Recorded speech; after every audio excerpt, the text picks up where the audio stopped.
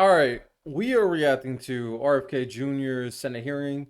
It's possible you could be watching this after he got confirmed, because I, for the most part, think that every single one of Donald Trump's Senate or cabinet suggestions are more than likely going to get confirmed. I mean, if Pete Hegseth got confirmed due to a tying vote from JD Vance, at this point, every one of them are getting confirmed, right? So we're gonna see what he says. Let's see. I personally, after looking into RFK Jr. a little bit, I'm not a fan, but if he makes some good points, I'll praise it, just like I did Marco Rubio. So let's dive right into it. As a committee, we share a commitment to advancing common sense, bipartisan policies that improve the delivery of healthcare in this country. This committee has worked to realign incentives in the prescription drug supply chain, to enhance access in rural communities, to expand the availability of telehealth and improve the broken clinician payment structure. Across these and other issues, I look forward to working with the administration to continue pursuing meaningful reforms that serve the American people more effectively and more efficiently. Too often, patients encounter a healthcare system that is disjointed and is a dysfunctional maze. Complex and bureaucratic chutes and ladders have become the norm. Meanwhile, even as healthcare spending climbs, outcomes across a range of conditions continue to decline. Mr. Kennedy, if confirmed, you will have the opportunity to chart a new and better course for the federal approach to tackling both the drivers and the consequences of our ailing healthcare system. Your commitment to combating chronic conditions that drive healthcare costs will be critical to our success.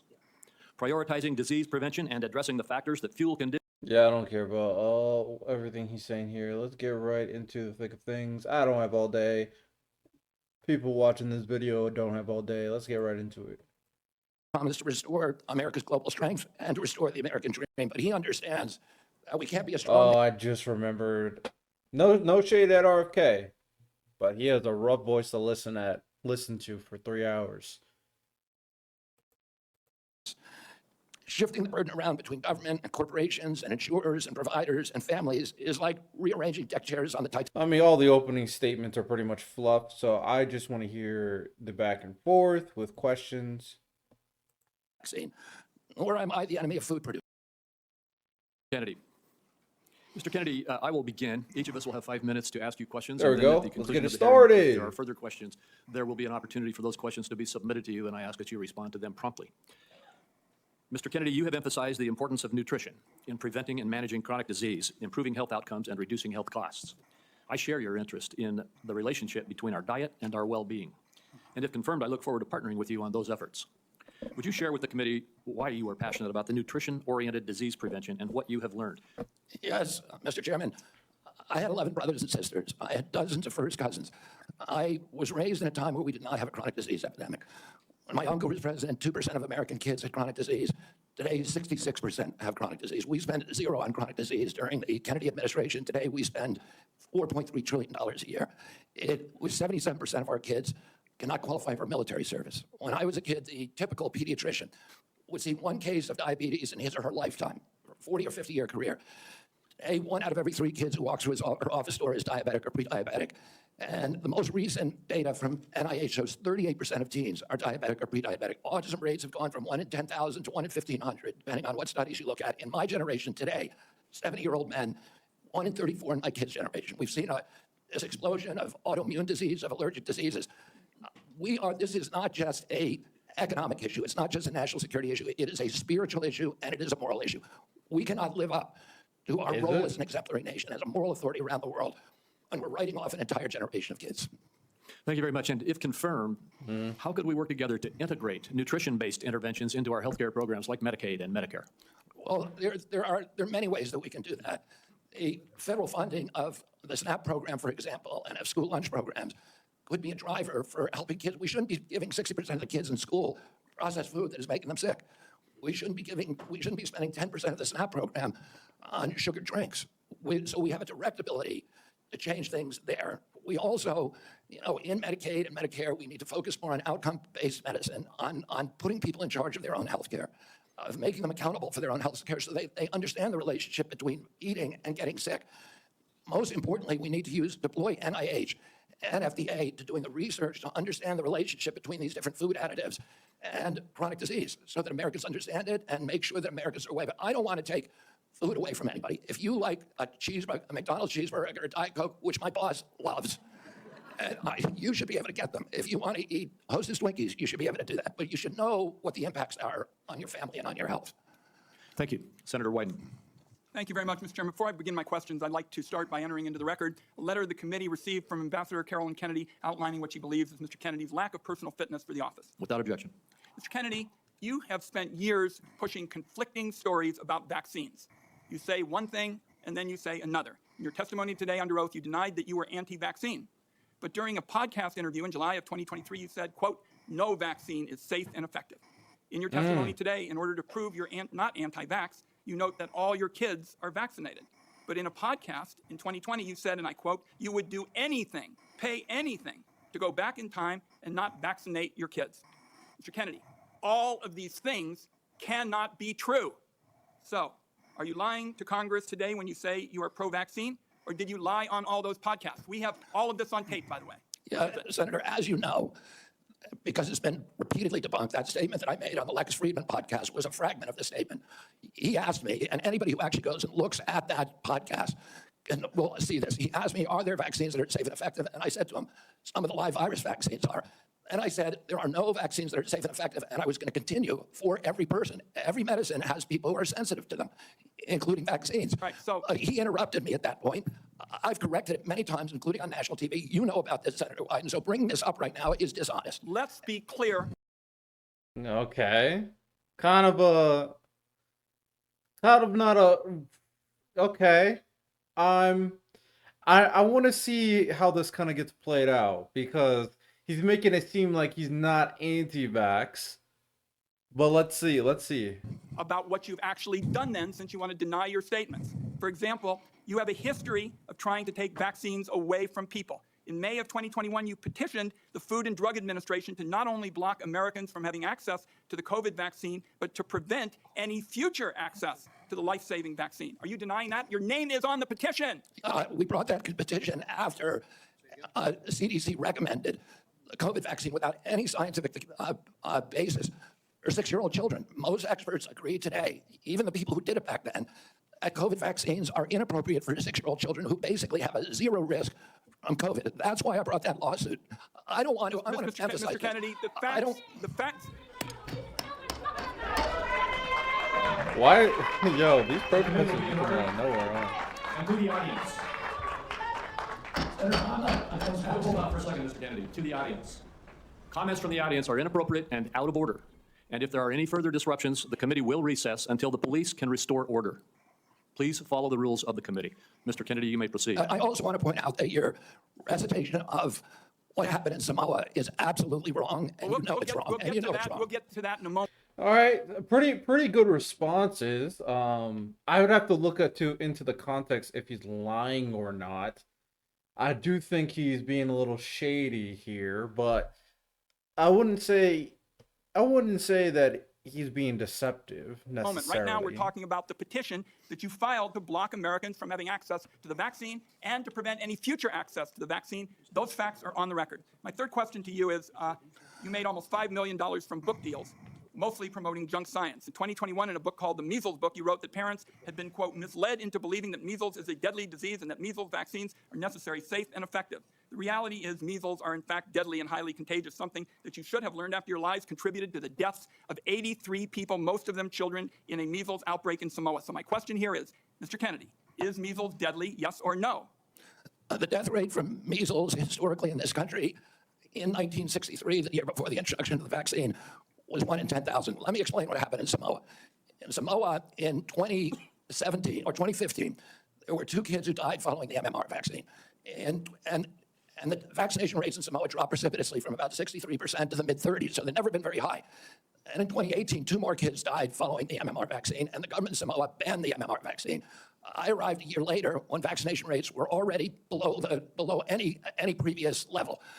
I went there, nothing to do with vaccines. I went there to introduce a medical informatics system that would digitalize records in Samoa and make health delivery much more efficient. I never gave any public statement about vaccines. You cannot find a single Samoan who will say, I didn't get a vaccine because of Bobby Kennedy. I went in June of 2019. The measles outbreak started in August. Oh, clearly I had nothing to do with the measles. Not only that, Mr. Kennedy, Senator, my not only that, if you let me time- finish, you Senator, have had some time, if you and let I'm me gonna finish, respond. Senator, if you let me finish, there are 83 people died when the tissue samples were sent to New Zealand. Most of those people did not have measles. We don't know what was killing them.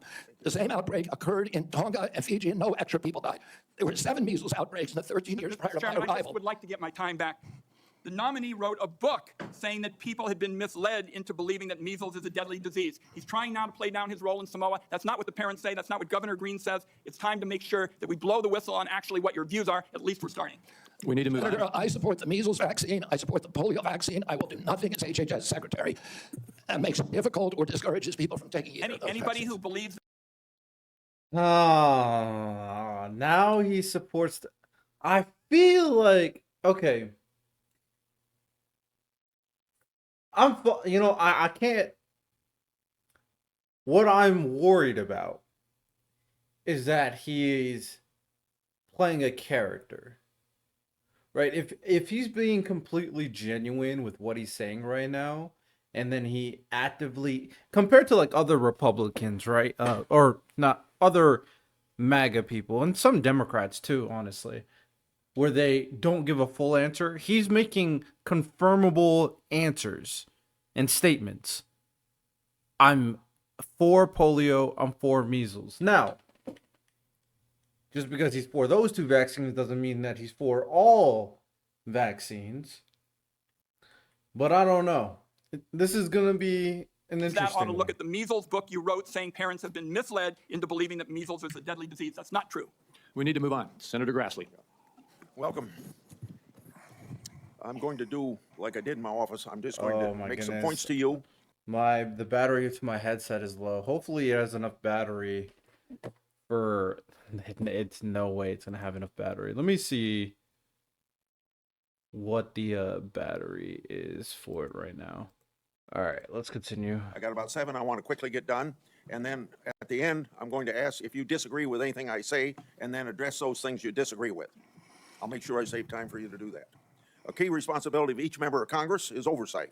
Oversight allows us to hold bureaucrats accountable to the rule of law, and it helps keep faith with taxpayers. I expect HHS to provide timely and complete responses to congressional oversight. Number 2, PBMs, something you and I discussed in our office. I've been working to hold pharmacy benefit managers accountable in order to lower prescription drug prices. I expect you to work with us to hold PBMs accountable, and that may even ask in your support for legislation that's before the Congress.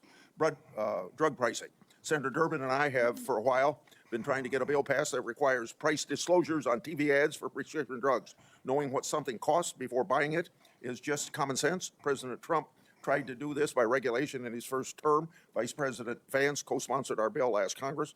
I ask you to support this bill, or if you can do it by regulation, to do it by regulation. On rural health care, the previous administration dragged its feet in opening up slots for rural community hospital demonstration programs.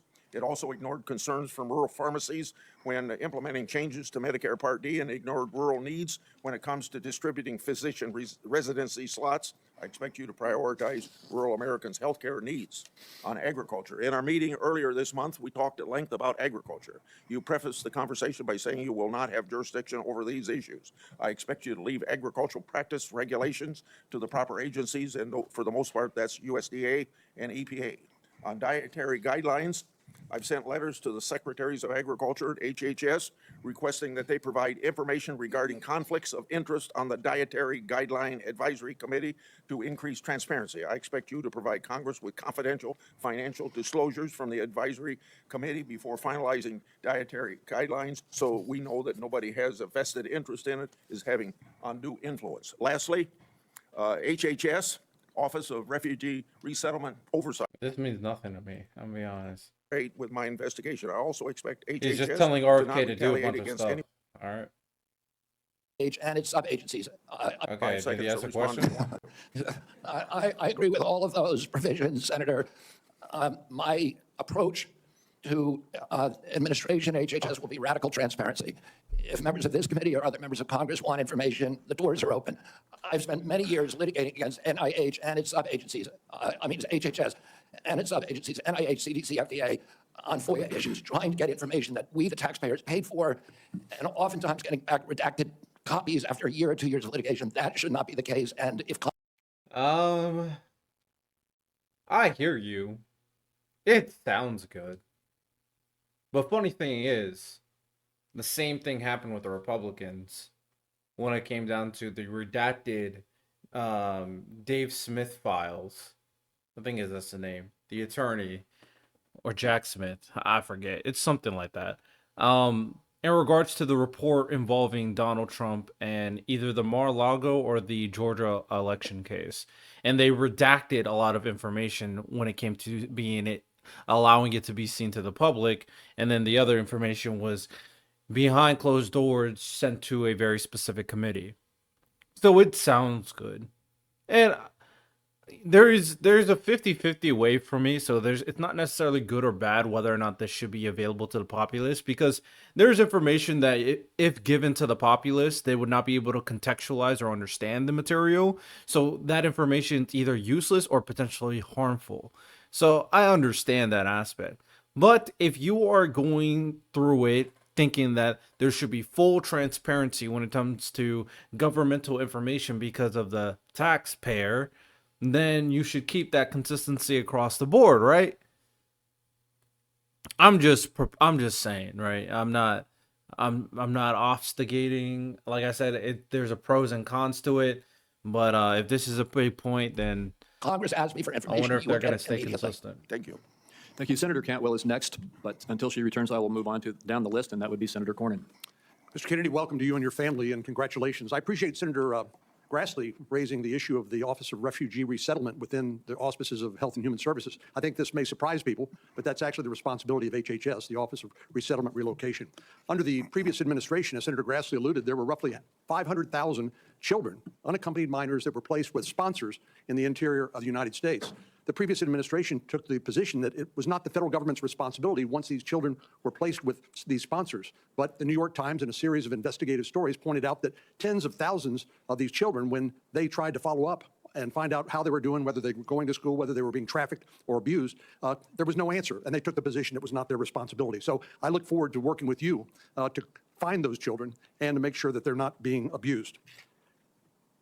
Millions don't of think you Americans care are about, experiencing immigrant mild children, to I'm not moderate gonna mental lie. health and substance abuse issues, yet many struggle with timely and effective access. Primary care physicians are most likely to be seeing these individuals as opposed to a specialist, and it makes it important that these individuals, primary care physicians, be trained in patient-centered care, which would strengthen the integration of behavioral health care with primary care services. Is this something that you are concerned about, something you'd be willing to work with us on in order to implement? Yes, Senator, let me just reassure you that President Trump has personally spoken to me about locating those 300,000 children who disappeared over the last 4 years. I don't think anybody has a fully accurate number, but it's hundreds of thousands, I agree. And many of them we know have been sex trafficked and childhood slavery, and it is a blight on America's moral authority, and we need to find those kids. In terms of addiction services and substance abuse services, this is a priority for me. It was a priority for me when I was running for president during my campaign. I was a heroin addict for 14 years. I've been 42 years in recovery. I go to 12-step meetings every day, so I hear the stories every day. And I hear the many stories about denial of, or the barriers to access to care. And we need to improve that. And to answer specifically to your question, I think we can do that through GME, which is a program that is funded by HHS, that is the largest funder for medical school students. And that's one of the things for primary One care thing I like from what it sounds like that he's talking about is federal funding for students, helping the underprivileged, stuff like that, right? It's funny he says that, and of course the Trump administration tried to block federal funding. The principle or the idea behind this was that they believe that each of these agencies should be giving a budget of what they're spending on. A judge blocked it, and then they took it back because it was nonsense. It was ridiculous. Cutting all that funding all at once is crazy work. So I'm glad there's still a level of understanding on the value of federal funding and what it could do for the underprivileged. physician should understand addiction care. Addicts almost always go through a cycle where there is a moment where they hit periodic bottoms where they're ready to go into treatment, but it's fleeting and it's momentary. And we have that opportunity to save their lives. And then if we miss that little short window, they're off to the races again. I appreciate your answer. Our time is short. Let me get to one more question that I think is very important. Under the first Trump administration, the number of people receiving HIV treatment in Africa through the President's Emergency Plan for AIDS Relief, otherwise known as PEPFAR, it increased, this is during the first Trump administration, from 13 million people to 18 million people across 50 countries, primarily in Africa. Africa has about 1.3 billion people today, or in 2021. It's projected to have 2.5 billion people by 2050, or 25% of the global population. In 2020, PEPFAR reported that 2.8 million babies were born without HIV. That was something that would not have happened but for the PEPFAR program.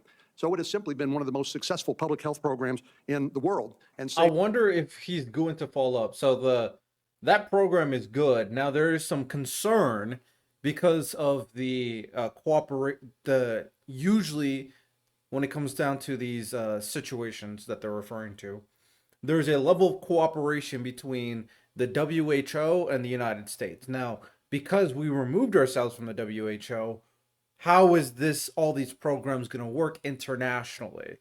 I'm very curious if they're going to ask a question to RFK about that. I doubt he's going to go against his leader. Approximately but 26 million lives. Failure to interesting. continue this program, in my view, would risk ceding that leadership to adversaries like China. And I'd like to know whether you support the objectives and goals of PEPFAR, and would you work with me and my colleagues to make sure that this program continues to provide life-saving antiviral drugs? because this is related to the fact that he removed us from the WHO. So I'm curious to see what Kennedy says. So this all kind of ties in everything I just said before. To people who are most in need. I absolutely support PEPFAR, and I will happily work with you to strengthen the program.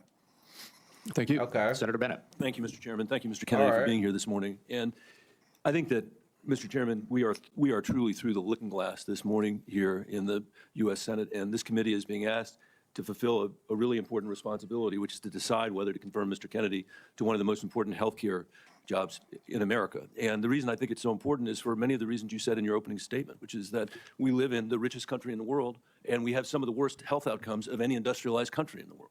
We live in the richest country in the world, and we have some of the lowest life expectancy rates of anybody in the industrialized world. I was a school superintendent before I was in this job, Mr. Chairman, and I can tell you that Mr. Kennedy's right, that when I look at the kids in the Denver public schools, if we don't change the way we eat in this country, 40% of Lowest life expectancy. Is that true?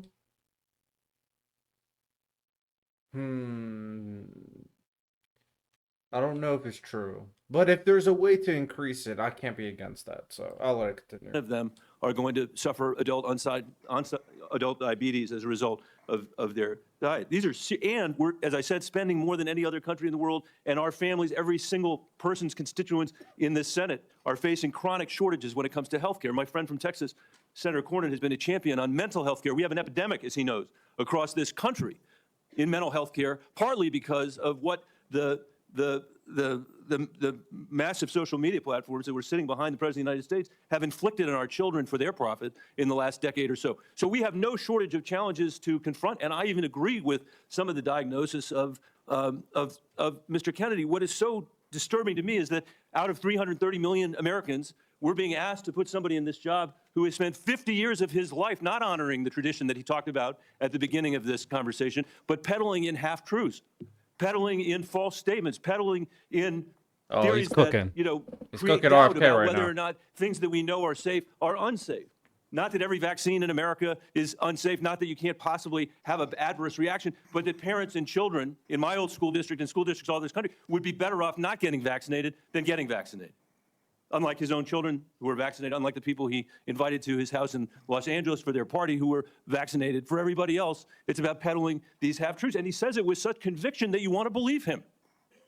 And Mr. Kennedy, I just have there are many, many things in the record, but I hope that you could answer these questions, yes or no. I've tried to ask these in a manner that's faithful to what you actually said, because I didn't want to have a debate about whether you actually said them. So I'm asking you yes or no, Mr. Kennedy.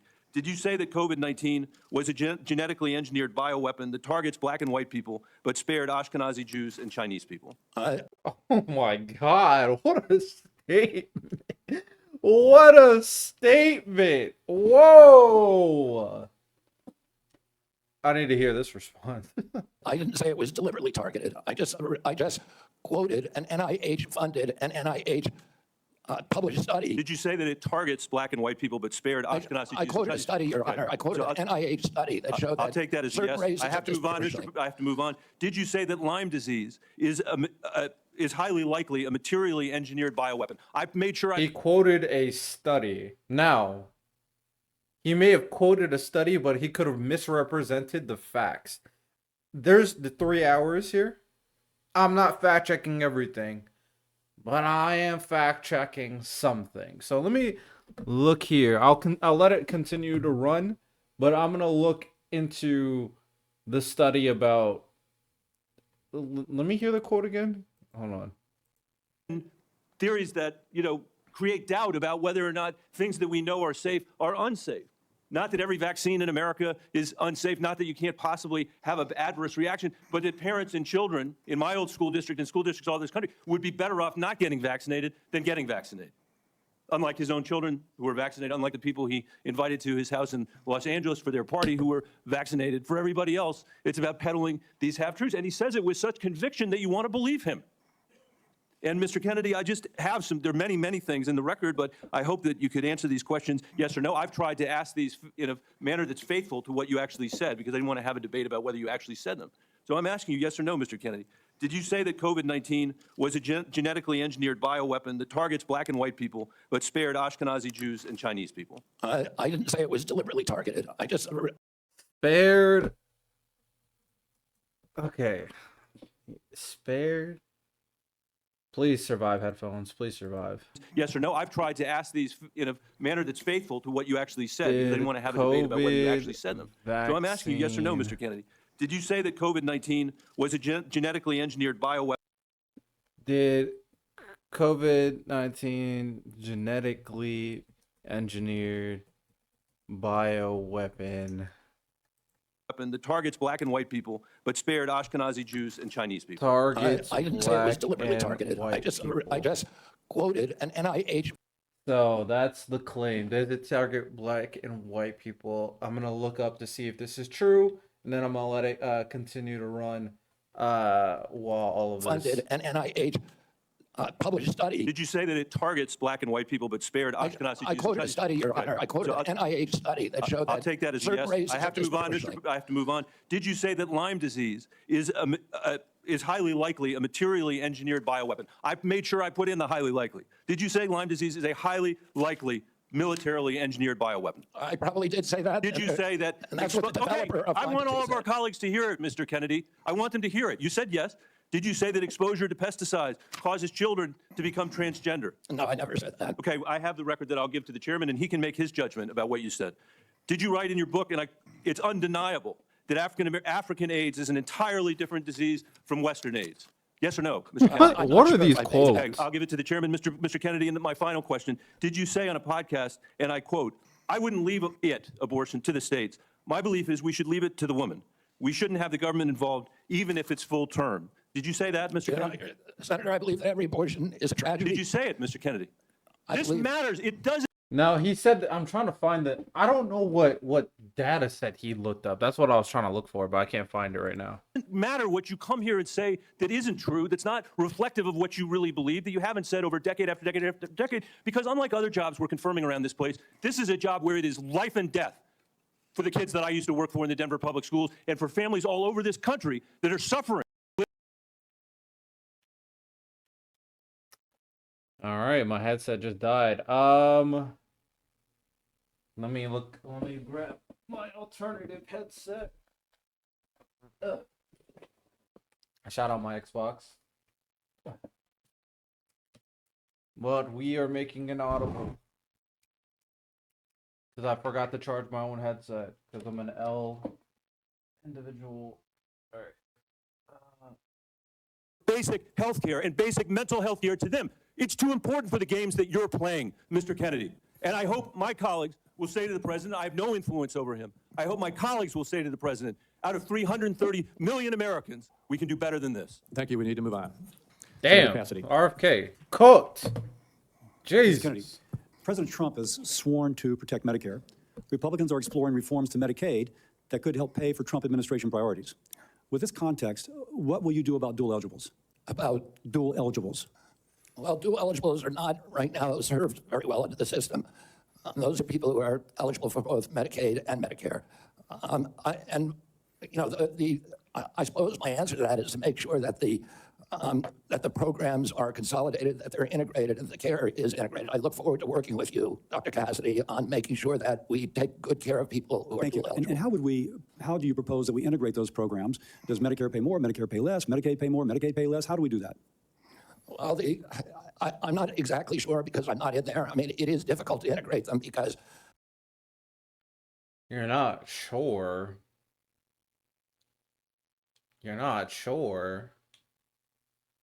Interesting. I mean, interesting. Medicare is under fee-for-service. It's paid for by employer taxes. Medicaid is fully paid for by the federal government, and it's not fee-for-service. So I do not know the answer to that. I look forward to exploring options with you. Republicans, again, are looking at ways to potentially reform Medicaid to help, pay for President Trump's priorities, but to improve outcomes. What thoughts do you have regarding Medicaid reform? Well, Medicaid is not working for Americans, and it's specifically not working for the target population. Most Americans like myself, I'm on Medicare Advantage, and I'm very happy with it. Most people who are on Medicaid are not happy. The premiums are too high. The deductibles are too high. The networks are narrow. The best doctors will not accept it in the best hospitals. And particularly, Medicaid was originally designed for a target population of the poorest Americans. It's now been dramatically expanded. And the irony of the expansion is that the poorest Americans are now being robbed. Their services have dramatically decreased, even though we've increased the... I feel like the people suffering are the people who don't have a lot of money, but still make too much money for this healthcare. I don't think the problem is that the poorest are getting taken. Maybe I'm missing something. Well, when it comes to healthcare, the issue is it costs too much. And there is a large group of people who make a solid amount of money, but like 30K a year or 35K a year is still too much, but it's still not a lot to cover healthcare expenses in a consistent manner.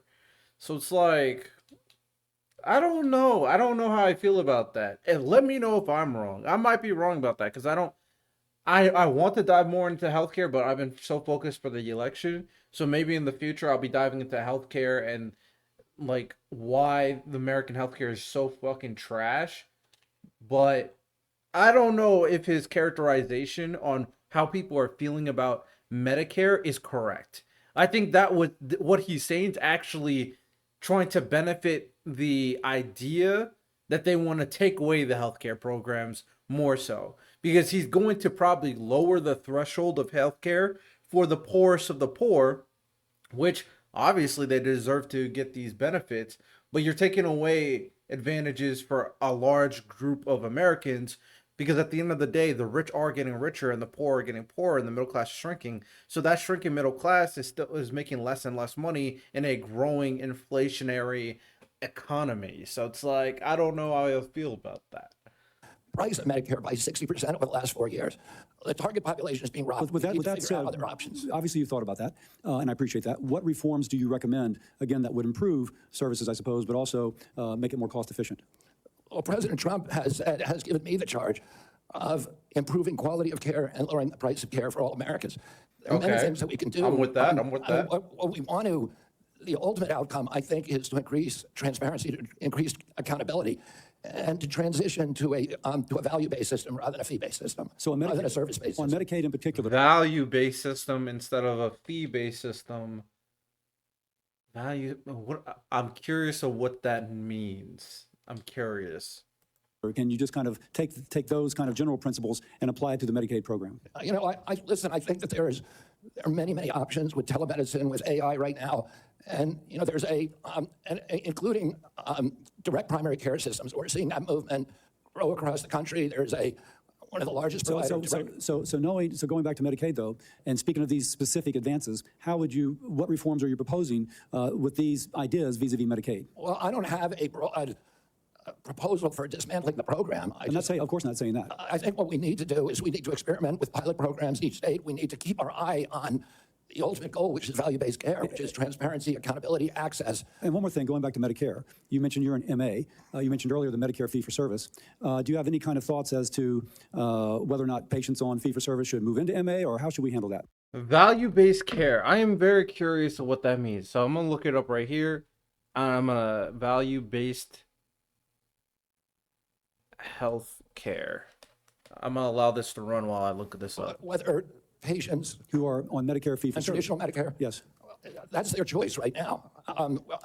We have, I think, 32 million Americans, or 30 million Americans on Medicare, on traditional Medicare, and then another 34 or 34 on Medicare Advantage, roughly half and half. And I think more people would rather be on Medicare Advantage because it offers very good services, but people can't afford it. It's much more expensive. Oh, in answer to your first question, there are all kinds of exciting things that we can be doing, including cooperatives, which President Trump has supported, including health savings accounts, which President Trump has supported. But all of these things to make people more accountable for their own health. And so we'd bring the cooperatives and the health savings accounts into Medicare and Medicaid? Exactly. We try to increase those, the use of those, and to direct primary care, to continue to transition into a value-based program that is private. Americans don't, by and large, do not like the Affordable Care Act. People are on it. They don't like Medicaid. They like Medicare, and they like private insurance. We need to listen to what they would. I think he's lying about people not liking the Affordable Care Act. I think that's a complete lie, personally. I think people think they don't like Obamacare. I think that's what's going on. But okay, so I found by different is development focus on 5 key goals. All right, we're gonna take a little break to figure out what exactly value-based care is, because that sounds interesting, but is it good? Very, very simply put, is it good for America? Is it good for everybody involved? Let's try to see and find out. So, all right. Click pivot.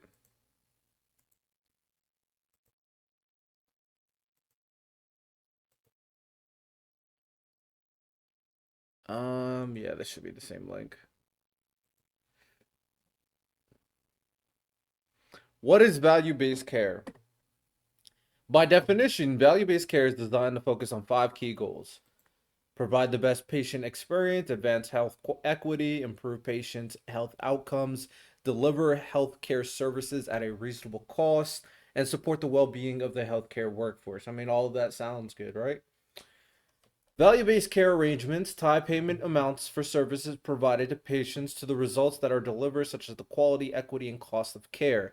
By aligning incentives and payment, this approach could potentially result in more evidence-based, preventive, and equitable whole-person care.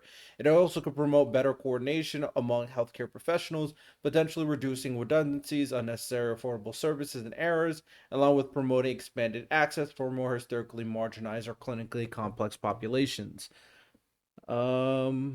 Is a really care delivery system, rewards for patient outcomes, equality of care, managing population, okay. Work attentious care, population health. Clear shared vision, leadership. I'm trying to find out, like, what makes this different? All of this just sounds good. This is just fluff. It just sounds good. What makes it different? Well,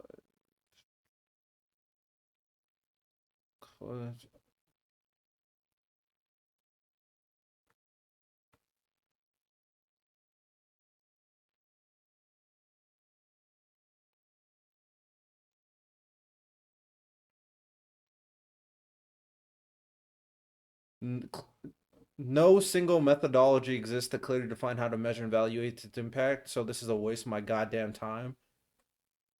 Okay, sure. Unless RFK can tell me, like, what the hell does the value-based care mean, I'm not moved. Prefer to be on private insurance. Most Americans, if they can afford to be, will be on private insurance. Prefer to be on private insurance. I think people don't want to be on. I feel like that's not true. I feel like people just want and this is a gut feeling. I probably could look up a poll, and I probably think the poll, depending on how it's measured, will support with what I'm saying.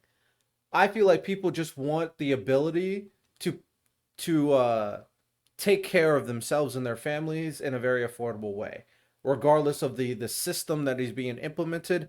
The core of it is affordable means to take care of yourself and your family, right? I don't think it matters if it's private insurance or Medicare or affordable health care. The difference is affordable health care, Medicare. I always get the terminology, Medicare and Medicaid mixed up, but don't you know what I'm talking about as I explain it?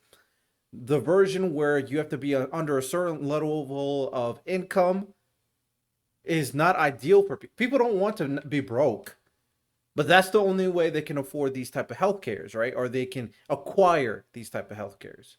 If they make more money, of course, they're going to prefer a private healthcare with certain benefits, but you need to make a lot more money to get those.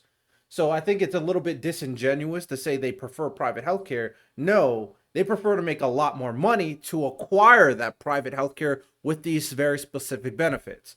So RFK is kind of mixing a lot of stuff up and being very disingenuous in this conversation.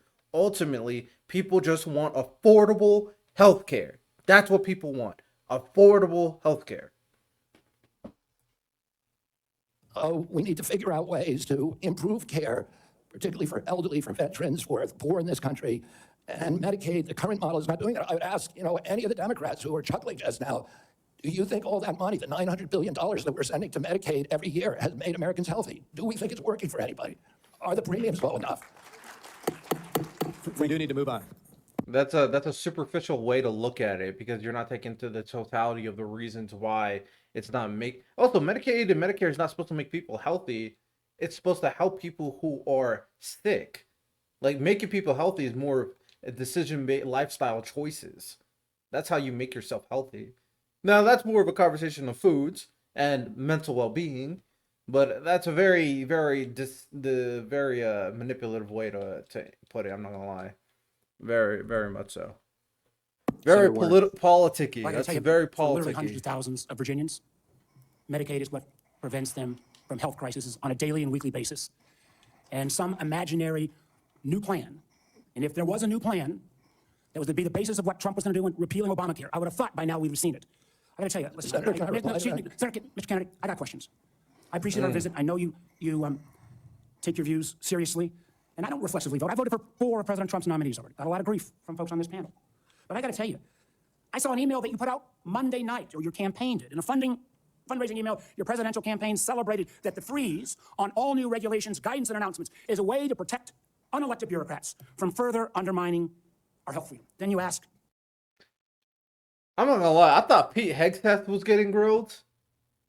Nah, RFK might be getting grilled way worse than Pete Hegseth.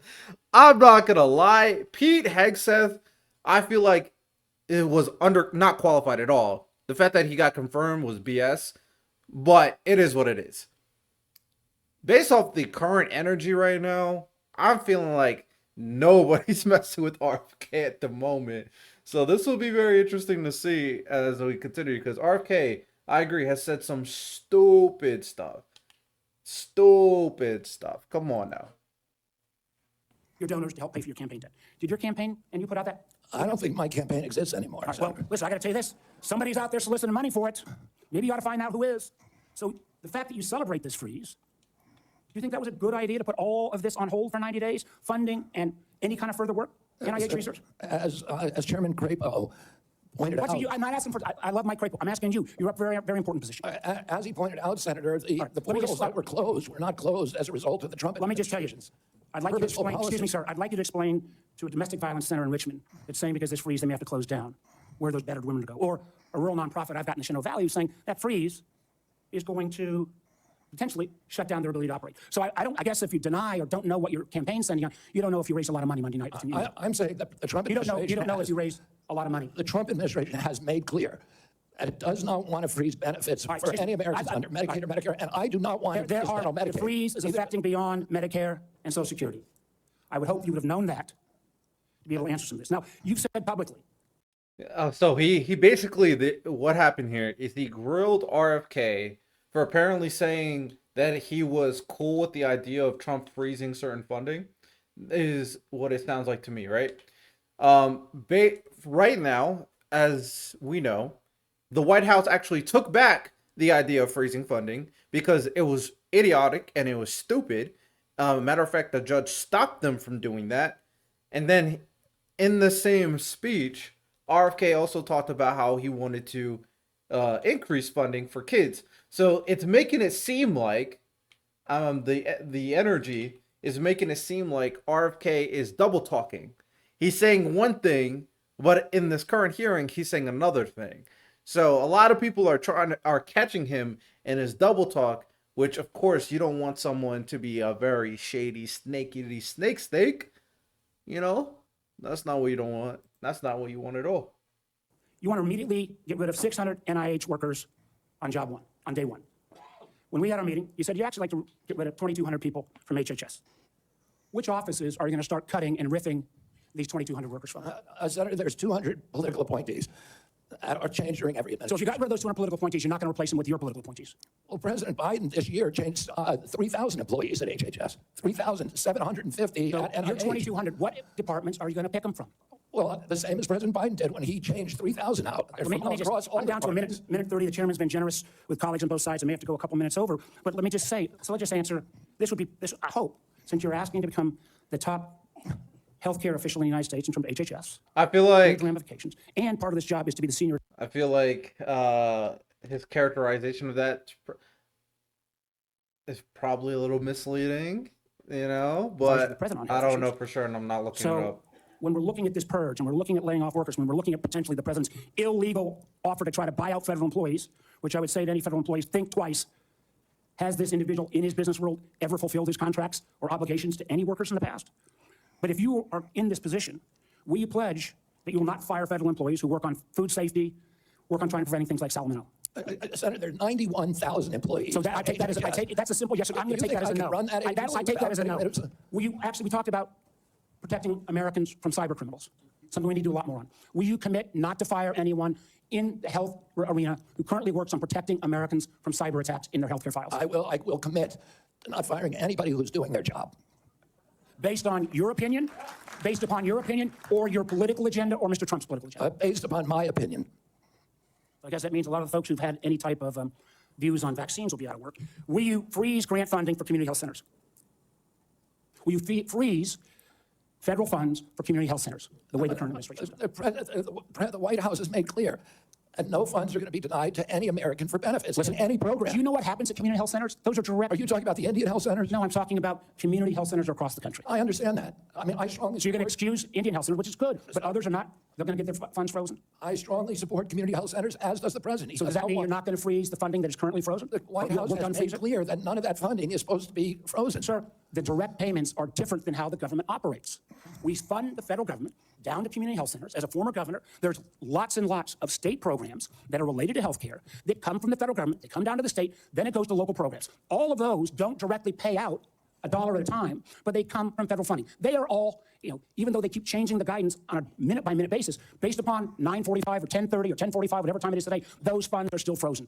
Sir, I just honestly, I want to give you a fair shot, but I don't feel like you approach this job with the knowledge and candidly your willingness not to commit, try to recommend to the president to make sure these funds are unfrozen and that people's lives are at stake is a very disappointing answer. Thank you, Mr. Chairman. Senator Langford. Chairman, thank Damn, you. Coach. Standy, it's good to see you again. We had some great visits in my office. We've done some follow-up calls to be able to go through. You and I have talked about 100 different issues and backgrounds and things. You've been able to address a lot of them today and just different questions to be able to clear up social media rumors and the things that are out there on it. So I do appreciate that. We've talked about pharmacy benefit managers. We've talked about the nursing home rule the Biden administration put down. We talked about your views on agriculture and commercial and row crop agriculture.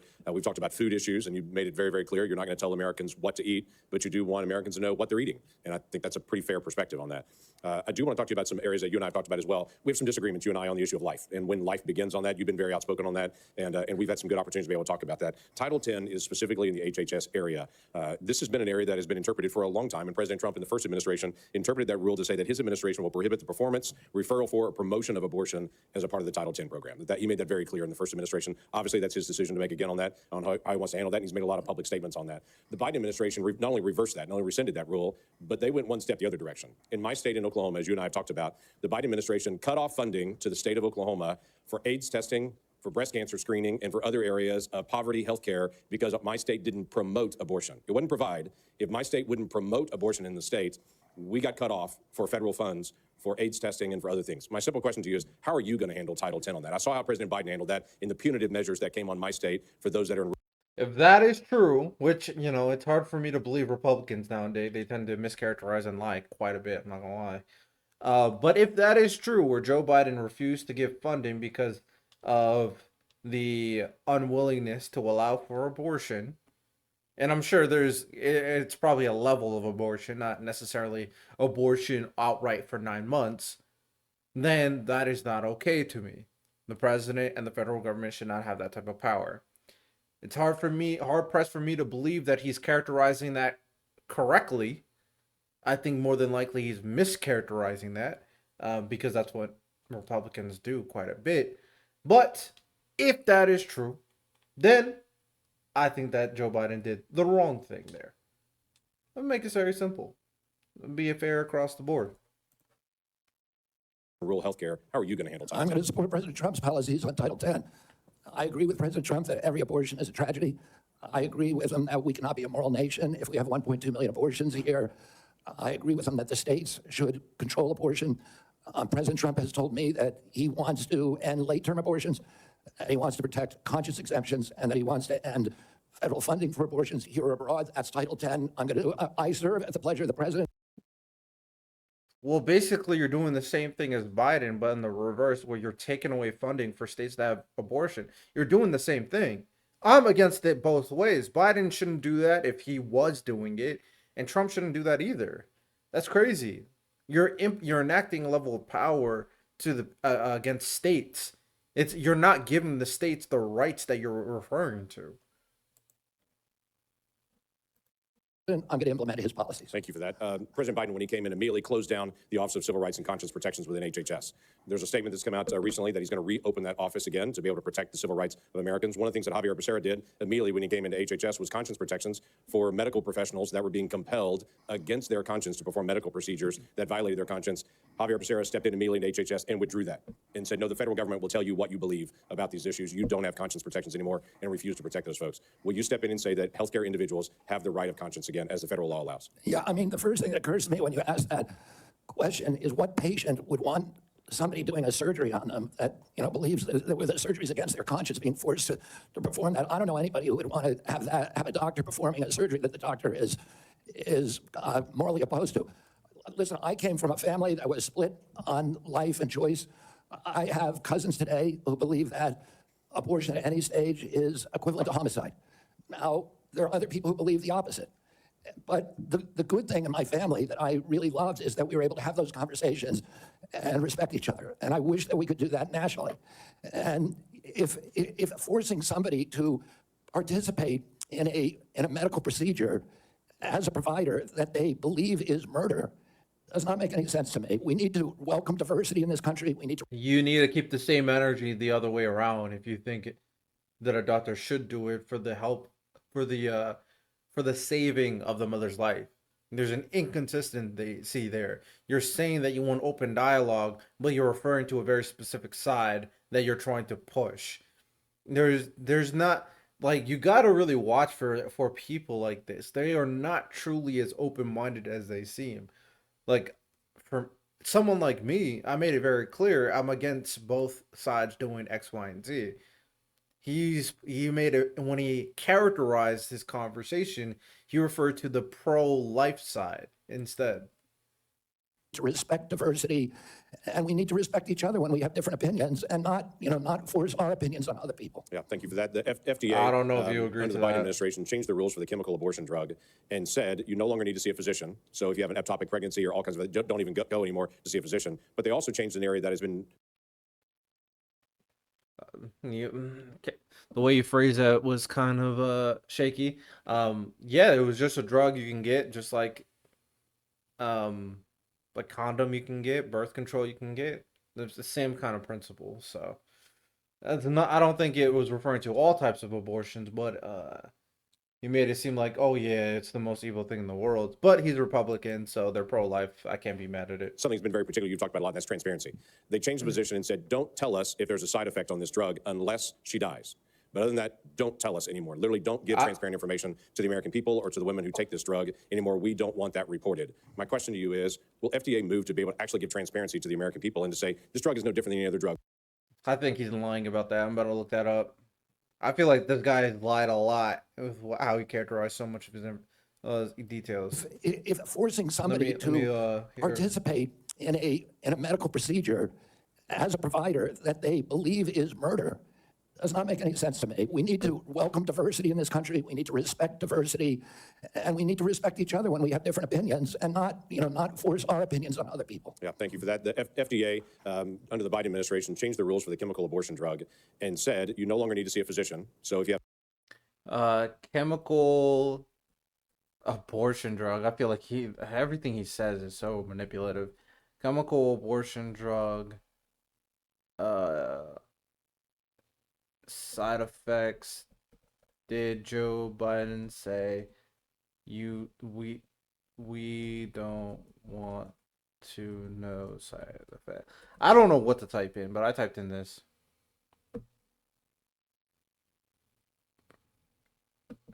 So he's probably referring to mifepristone, which I think I remember this.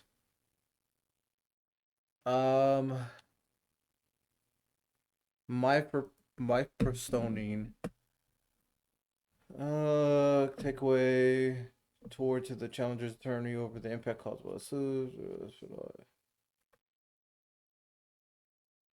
silence is expected. What was it like?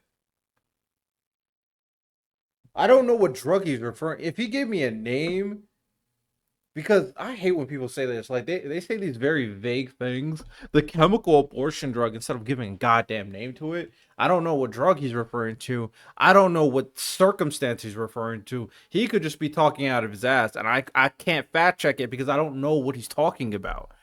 So it's like, I'm gonna assume he's lying. When you don't give specific details, you're probably lying. You have an ectopic pregnancy or all kinds of, don't even go anymore to see a physician. But they also changed an area that something's been very particular you've talked about a lot, and that's transparency. They changed the position and said, don't tell us if there's a side effect on this drug unless she dies. But other than that, don't tell us anymore. Literally, don't give transparent information to the American people or to the women who take this drug anymore. We don't want that reported. My question to you is, will FDA move to be able to actually give transparency to the American people and to say, this drug is no different than any other drug. We don't argue protect it just because it's political for some folks. People should know side effects on this drug, and there should be reporting. Yeah, I mean, it's against everything we believe in this country that patients or doctors should not be reporting adverse events. We need to know what adverse events are. We need to understand the safety of every drug. I don't think any of this is true. And President Trump has. I think this is all made up. I'm not gonna lie. Things he has not This made is just a made up decision yet on narrative. a detailed position, but he's made it clear to me that he wants me to look at safety issues, and I'll ask NIH and FDA to do that. Thank you. That's a made up narrative. Thank you, Chairman. I'm convinced. Mr. Kennedy, I only have I don't know what he's talking 5 about. minutes with you, and I've got a lot I don't know what drug he's talking experience with CMS, so you're just going to have to listen. Two things. One, if you want to move from advocacy to public responsibility. Now, although RFK Jr. is absolutely getting filet mignon for sure, one thing I always hated when it comes to these Senate hearings, and even regardless of whether or not I agree with them, is I hate it when they're just like berating the accuser and not allowing them to speak and contextualize the information. I hate that. I really don't like it. I'm not a fan of it. The only time I'm like, okay, answer the question is when people purposely don't answer questions or just try to skirt by it, kind of like what Pete Hegseth was doing sometimes. RFK, some of his answers were definitely trying to skirt by the answer and not trying to answer the question, but some of the times he was just getting berated and he wasn't allowed to answer. So it's a tale of two things. The reason why I brought this up now is because the dude here said, just listen, you're not going to have time to answer. I'm like, Well, that's not fair. That's not fair. I'm all about fairness. You know what I'm saying?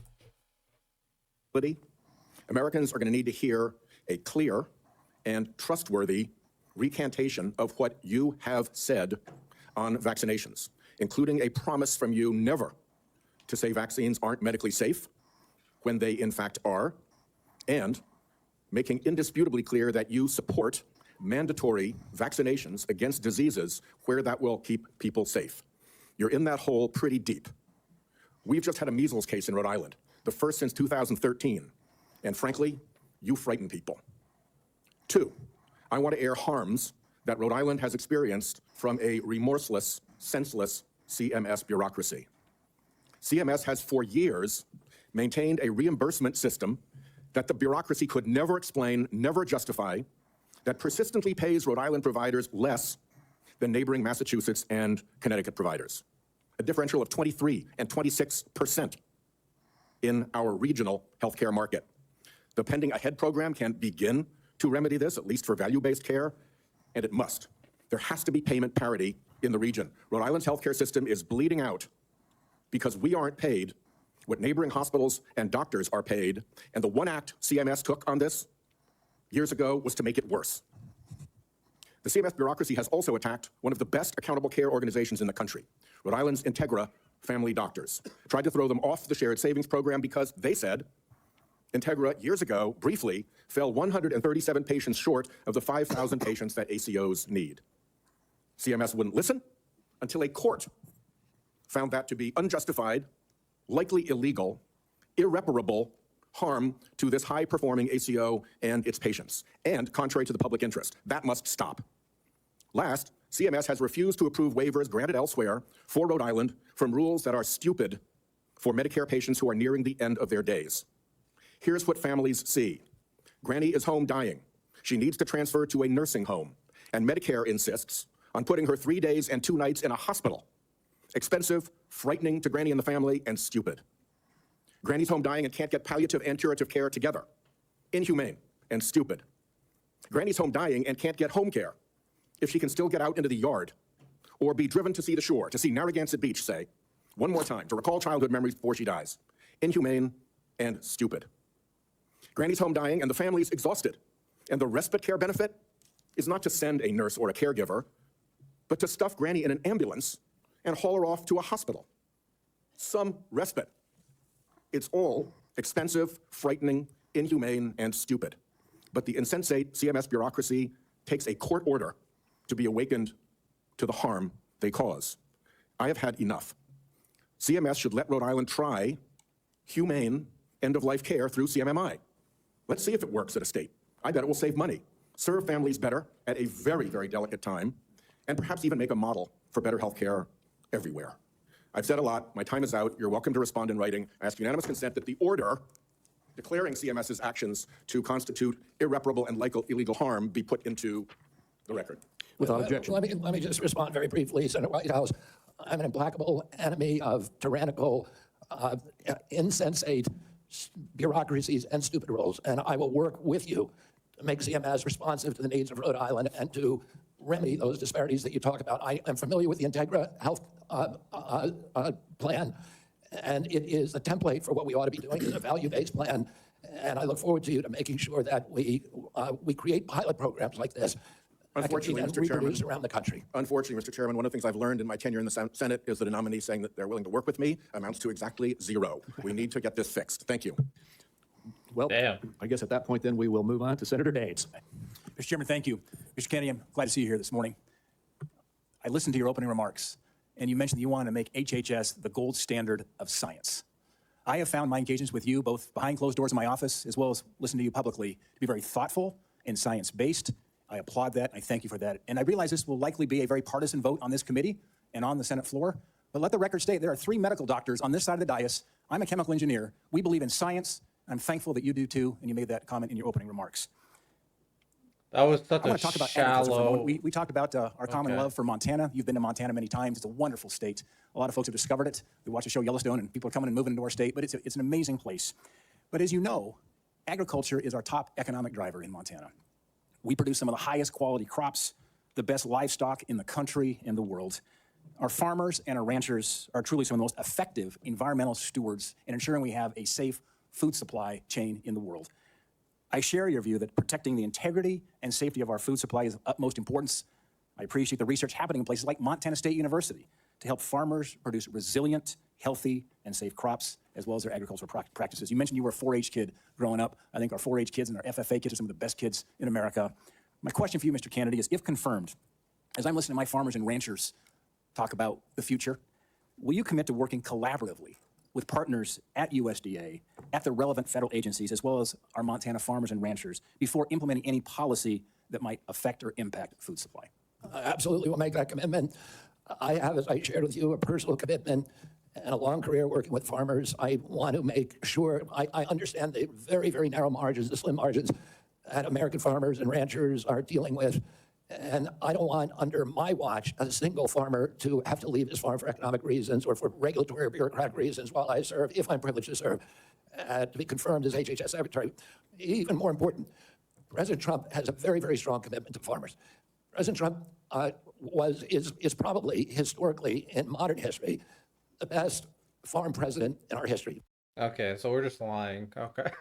We're just lying. Like I didn't think it sounds a little uncomfortable. I feel like it sounds a little uncomfortable for RFK to lie as much he lie like that, because you can kind of tell the how confident he sounds when he believes in something versus like outright lies that are just there for he's saying for political reasons.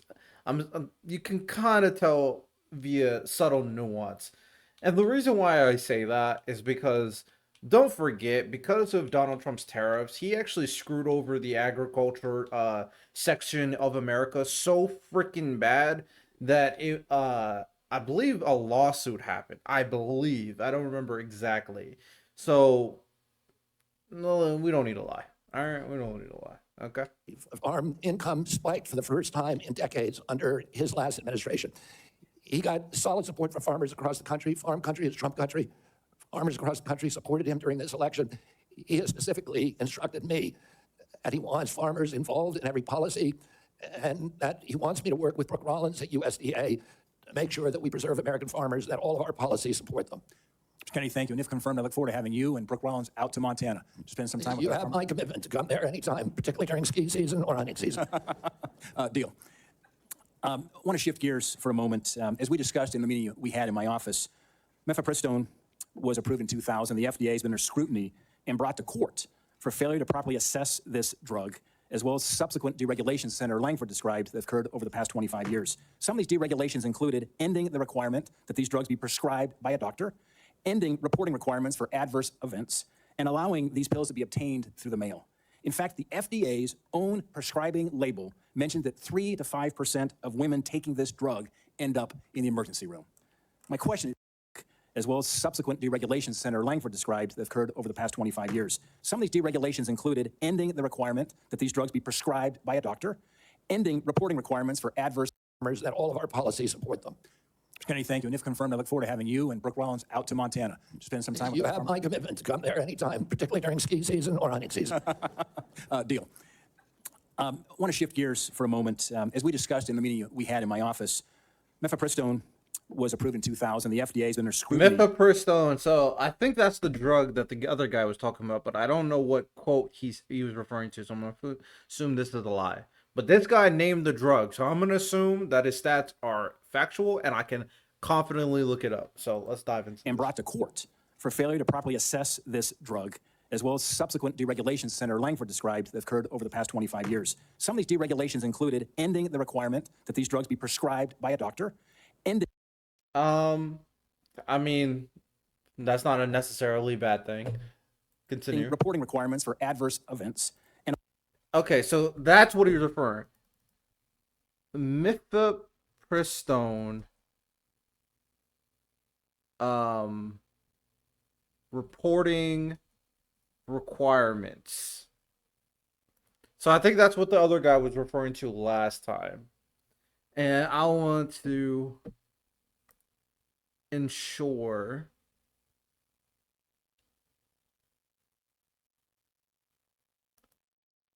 Okay, so let's look it up, right? All right, mifepristone drug. Ooh. Bless me. All right. Because this was brought up again, and I just want to make sure we're getting all the details because I'm not trying to give layups to people because that's what they're trying to do. They're just trying to give old boy over here a layup because he's getting absolutely filet mignon today. But yeah, we can't lie to get him layups, right? So mifepristone reporting requirements.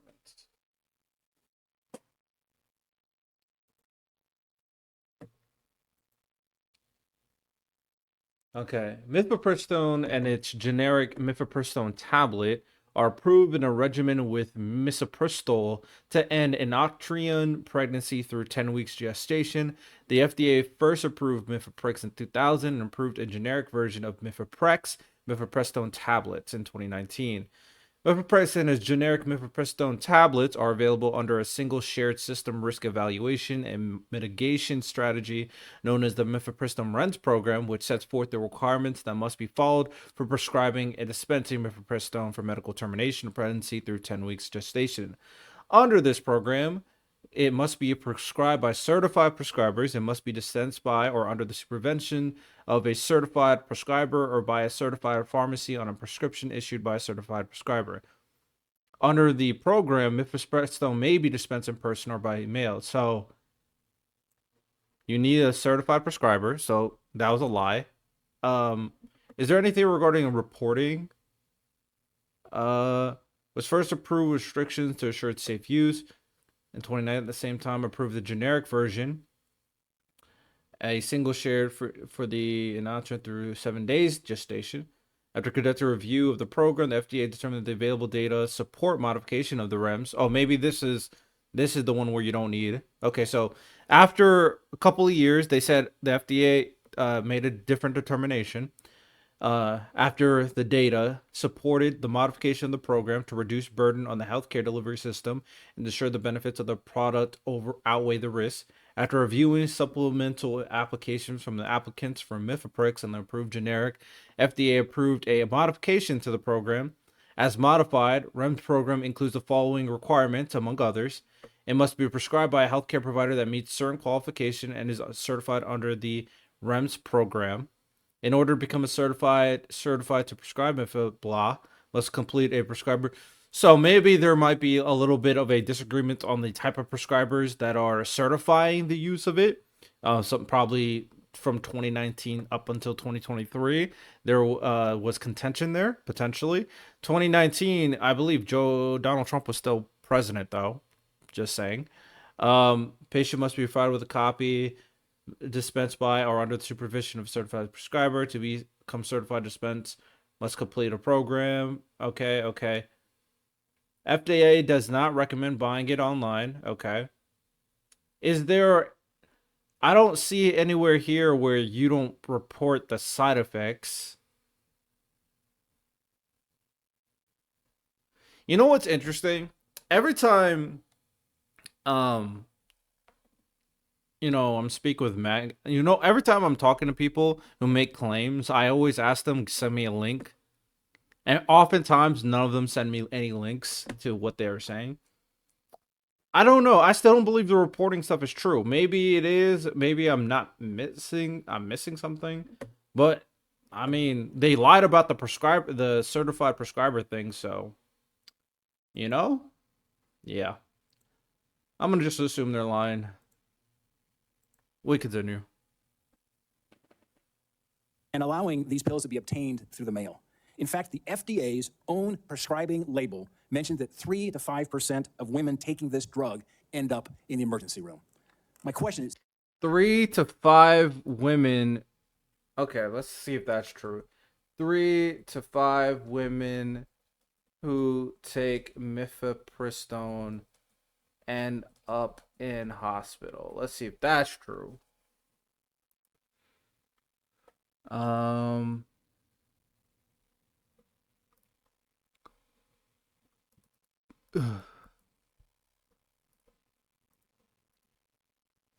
I'll just look it up here. Main. Sorry, not showing anything. Just in case, you might see my secret files of very inexplicit content. All right. Mifepristone sends 3 to 5 women to hospital.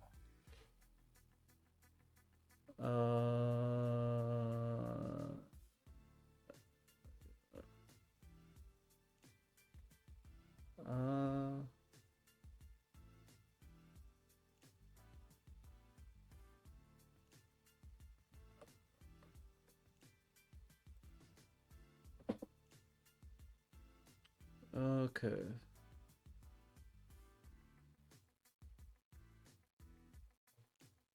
The FDA rushed decision, FDA seriously unsafe.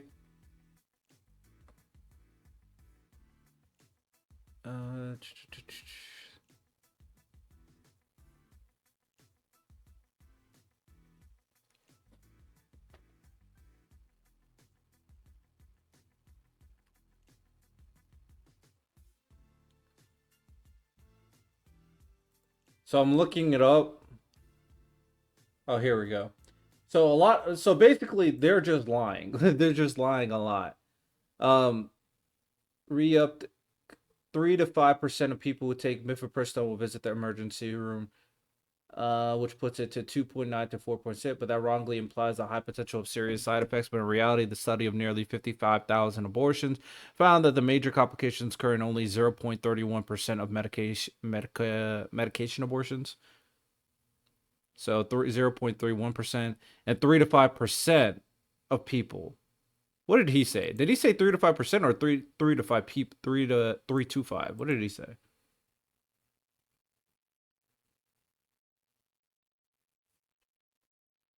Preserve American farmers, that all of our policies support them. Mr. Kennedy, thank you. And if He has not yet taken a deal.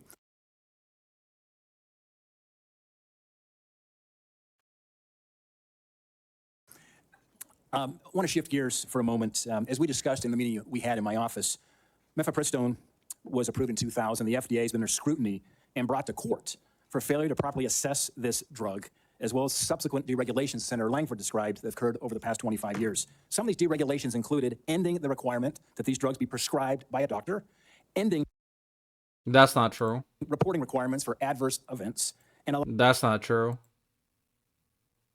allowing these pills to be obtained through the mail. In fact, the FDA's That is true, but that's not necessarily a problem.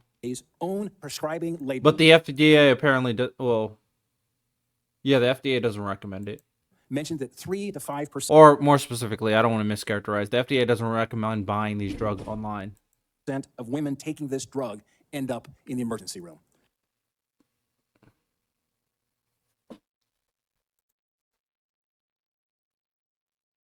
Allowing these pills to be obtained through the mail. In fact, the FDA's own prescribing label mentioned that 3 to 5% of women taking this drug end up in the emergency room. 3 to 5%, which is, he makes it sound like, oh yeah, this is such a huge number. But only 0.31% of them actually have major complications. So, it's just like fear mongering. It's disgusting behavior.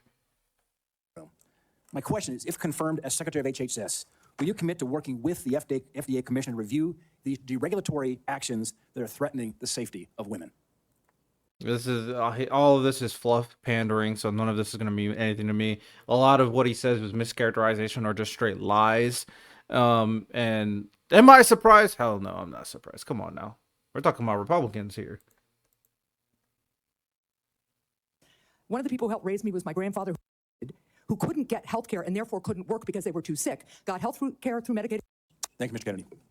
Senator Hassan. All right, here Thank we you, go. Mr. Chair and Ranking Member Wyden, and welcome, Mr. Kennedy, and to your family as well. I want to start with a couple of concerns I have, and just briefly, on Medicaid. States share in the funding of Medicaid. Millions of disabled children in this country are alive because of Medicaid. Millions of people with addiction in this country are in recovery because of the services provided to them by Medicaid. And millions of chronically ill people who, until Medicaid expansion was enacted, who couldn't get health care and therefore couldn't work because they were too sick, got health care through Medicaid expansion, then went back to work, and now they're on private insurance. So those are some facts about Medicaid that you might want to brush up on. Now, I'm also extremely concerned about the endorsement of radical fringe conspiracies that, if implemented at HHS, would put American families' lives at risk. Vaccines are one of our greatest public health triumphs. And you don't need, I'm not talking about abstract medical science. One of the people who helped raise me was my grandfather, who was a pediatrician. He practiced medicine in this country from 1921 until the mid-1980s. And I heard details about the difference those vaccines made in saving lives in the children who were under his care. Vaccination has helped to eradicate many deadly diseases in the United States, including polio and smallpox, something we should be proud of as Americans. I am extremely concerned that as Secretary, you would be able to halt critical vaccine research and to exploit parents' natural worries by advising them not to vaccinate their children. This will lead to more children getting sick, and some will even die. Before the measles vaccine, about 500 American children died a year from measles.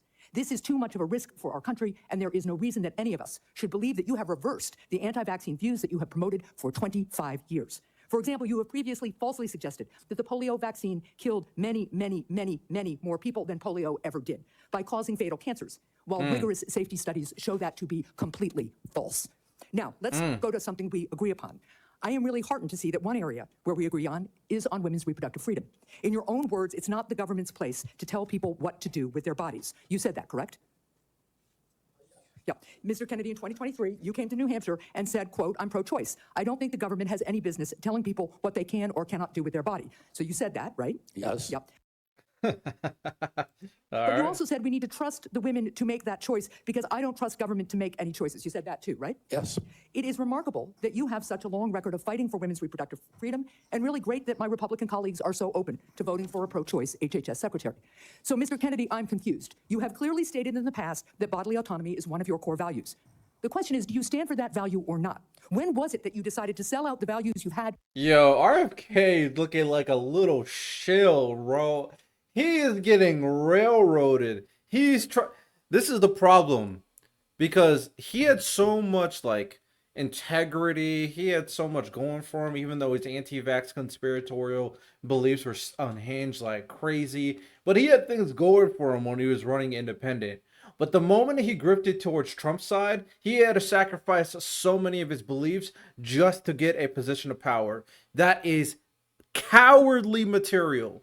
You are a coward. If you would have stood 10 toes, honestly, if you would have abandoned the COVID vaccine BS you've been preaching, you would have had so much leverage to be the next Democratic or Republican candidate. But because of this grifting nature, you're getting railroaded right now. This double talk is killing you at the moment. Your whole life in order to be given power by President Trump.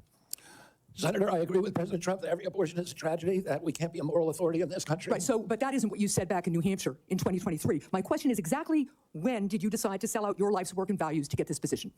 Senator, I agree with President Trump that every abortion is a tragedy. So what you're telling Yo, he just gave the political answer right in front of our face and repeated exactly what he just said. He did the thing. He did the politics. Oh my God, he did the politics. Oh, that's disgusting behavior, RFK. I'm not gonna lie. telling us, just to be clear, because my time is limited, is that regardless of what you believe, regardless of what values you have, if President Trump tells you to do something, you're going to do it. You said just now the discussion about mifepristone. Oh, he's asked me to study the safety of it. Here are the safety studies that tell us mifepristone is safe and effective. And I asked Mr. Chair that these about 40 studies be admitted to the record by unanimous. Oh, I didn't even have to fact check. She got it. She got all the facts. All the people talking before were just lying and caping. She got it. She handled it. So the studies are there. The safety is proved. The science is there. But what you're telling us is if President Trump orders you to take action to make it harder for women to get direly needed health care, you'll follow his order. If Mr. Trump, as he did yesterday, orders a halt on Medicaid payments that are essential for taking care of people with disabilities all around this country, you're going to follow that order because you are willing to sacrifice your values, your knowledge, if President Trump tells you to do that. That, to me, is unacceptable in a Secretary of Health and Human Services. As I explained before, the White House has issued a statement saying that that policy will not deprive any American Yeah, of the benefits. problem is the White House issued that statement only after we pointed out the damage it would do, and it became politically uncomfortable for them. You know what else that freeze on federal funding did? It halted funds for critical research that could cure pediatric cancer. So if the president tells you to do that, you're going to stop that too. That's enough. Cooked. Senator Cortez Masto. Oh my God, filet mignon. Thank you. Mr. Kennedy, thank you for coming into my office and having the conversation that we did. I appreciate your passion and your belief, and you've spent years really talking about the issues that matter to you, and I appreciate that. Let me ask you a couple of questions, though I just need some clarification. Right now, there's a 40-year-old law that requires hospital ERs accepting payment from Medicare to actually provide emergency care to patients. So let's say a woman experiencing a life-threatening condition like a heart attack goes to the ER. As a lawyer, you would agree that that federal law protects her right to emergency care, correct? Yes. So now a pregnant woman with life-threatening bleeding from an incomplete miscarriage goes to the ER. Let me rephrase that so you can hear. A pregnant woman with a life-threatening bleeding from an incomplete miscarriage goes to the ER, and her doctor also determines that she needs an emergency abortion. But she's in a state where abortion is banned. You would agree also as an attorney that federal law protects her right to that emergency care, correct? I don't know. Yo, you see how he hesitated? You see how he hesitated? Oh, RFK Jr., you are getting shit. What's the word? Shish kebabs, sashimi'd. You're getting broiled. You're getting baked. You're getting grilled. You're getting fried. Jesus, RFK. When you can tell, when you know someone doesn't know how to answer something, is when they hesitate after answering a question just before with confirmation. Now, there are some people that takes times to think about something, but when the question is so eerily similar, that's when you know he has to make sure he's not betraying the trust of the Republican base. Politics, it's something the else. answer to that is I don't know. If the state Well, bans let me ask you this as an attorney. Doesn't federal law preempt state law? The federal Constitution does. Sometimes not every federal law preempts state laws. It could be unconstitutional. I'm Well, not I trying would to tell be you in this evasive, case, let me ask Senator. you I'm this. just telling you I don't know the I answer to appreciate that. question. But what authority do you have over this as the director of HHS? What authority do I have? Yeah, to enforce the law, In what regards? to make sure that a hospital that receives payment from Medicare is ensuring that they're providing the necessary emergency care to patients when they present. It's actually the EMTALA law. So what authority as HHS director do you have with respect to EMTALA? My understanding is that I have budgetary power, and that it's pretty much limited to that. But if you tell me I have another authority, I don't even think that Well, let me tell you, we you have a do. law enforcement branch at HHS. Actually, you do, and that's CMS. CMS actually investigates complaints of EMTALA violations, as well as the Health and Human Services Inspector General, who, by the way, was just recently fired by Donald Trump. So you will be enforcing EMTALA laws, and it's important that you understand their impact and don't play politics with the patient presenting at the ER based on a position that this administration has taken. Let me ask you another question. When we met in my office, you said about lowering drug prices, that when Big Pharma price gouges, the American people suffer. I think we both agree on that. And I think you're sincere in your belief that you want to reduce prices for Americans, correct? Yes. Yeah. The Inflation Reduction Act empowered Medicare to negotiate prescription drug prices. It penalizes drug companies for price hikes above inflation, and it caps seniors' out-of-pocket drug costs, along with reducing insulin prices to $35 per month. But your future boss, Donald Trump, on his first day in office, revoked President Biden's executive order that actually directed the health secretary to examine ways to reduce drug prices and improve access to innovative therapies for the American people. And, unfortunately, Republicans in Congress want to repeal the Inflation Reduction Act, which means reversing all of those things that we worked on to lower prices for Americans. So my question to you is, what do you do? Why are you there? Are you there to be a rubber stamp to this administration and cave into all of these positions that they're taking, even though you know they're in disagreement with your positions on lowering drug prices and that they could harm Americans? How do you handle that as HHS director? Senator, my understanding is that the White House issued an executive order, I believe today, supporting the drug negotiations under the IRA. President Trump was very aggressive during his first term about negotiating drug prices. He has instructed me, and I've met with him repeatedly on as that we need lower prices than seniors in this country, and So let me ask you, others are. let me ask you this, because I only have so much time. So we've already negotiated lowering prices for 10 drugs with Big Pharma. And Big Pharma, by the way, opposes this. They have not only are asking for a pause, they have filed lawsuits, but we've already negotiated the first 10 drugs. and we want to expand it to the next 10 to 15 that the Biden administration has put forward. Would you agree and continue that path of really mandating that Big Pharma come to the table and negotiate drug prices for Medicare so we can lower those prices for Americans? My understanding is that the executive order that was issued today, which I haven't seen, but I've read a summary. Well, let me ask you this then, because you keep citing the Trump administration and you're just going to follow what they say. Is that what you're doing? You're just a rubber stamp for them in this position? So anybody, Trump. so it doesn't matter that you're before us. It could be anybody coming before us as long as they're a rubber stamp for this administration and disregarding your beliefs and what you think. I guess my question to you is, if it really is fundamental to what you believe, how do you live with that? How do you address those issues as you're moving forward, You want me to knowing answer that the it's going to question, harm Senator? Americans? Yeah. You want me to answer the question? No, I'm asking you. Okay, President Trump has asked me to end the chronic disease epidemic and make America healthy again. And I'm So in is a that the unique only reason why position- you're at HHS? Is that the only reason why then you're at the HHS to address that one issue? President Trump has asked me because I'm in a unique position to end that. And that Yeah, RFK is a shill, man. He went from a guy with conviction who wants to change the way we approach things to a guy who just wants power. He wanted power, so he's willing to abandon all his beliefs to acquire the power that he so desperately wanted. He is a phony. I lost all respect for RFK. That's so tough. is what I'm doing.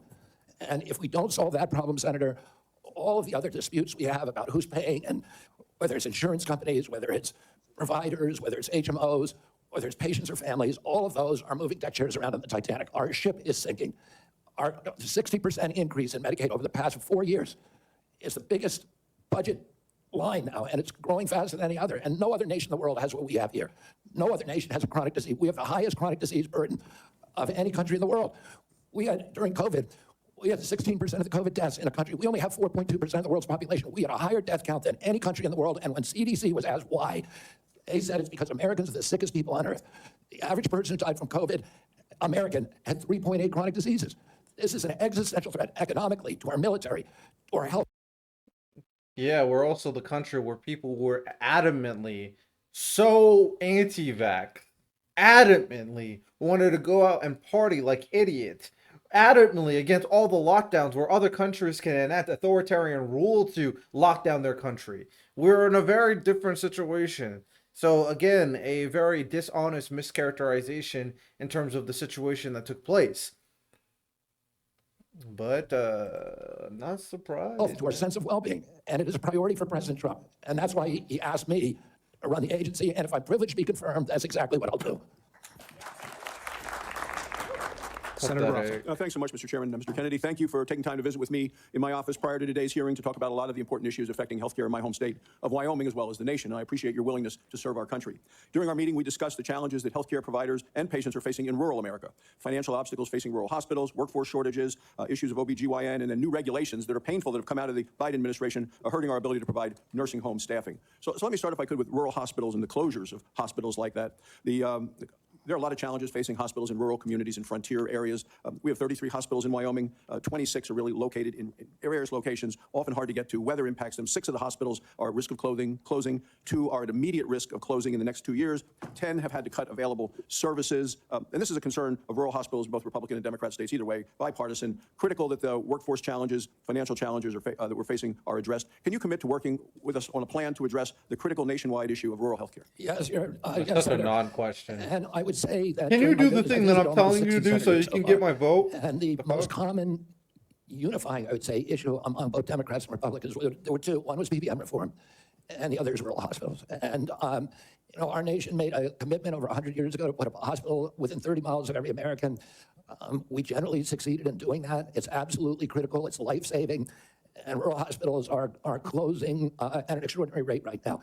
They not only provide important health care for the localities, but also they're economic drivers for localities all over this country.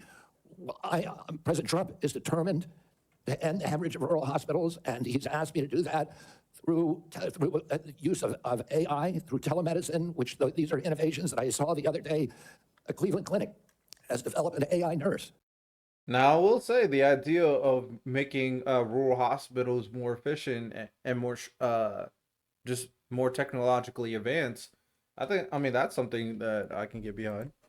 That you cannot distinguish from a human being that has diagnostics as good as any doctor.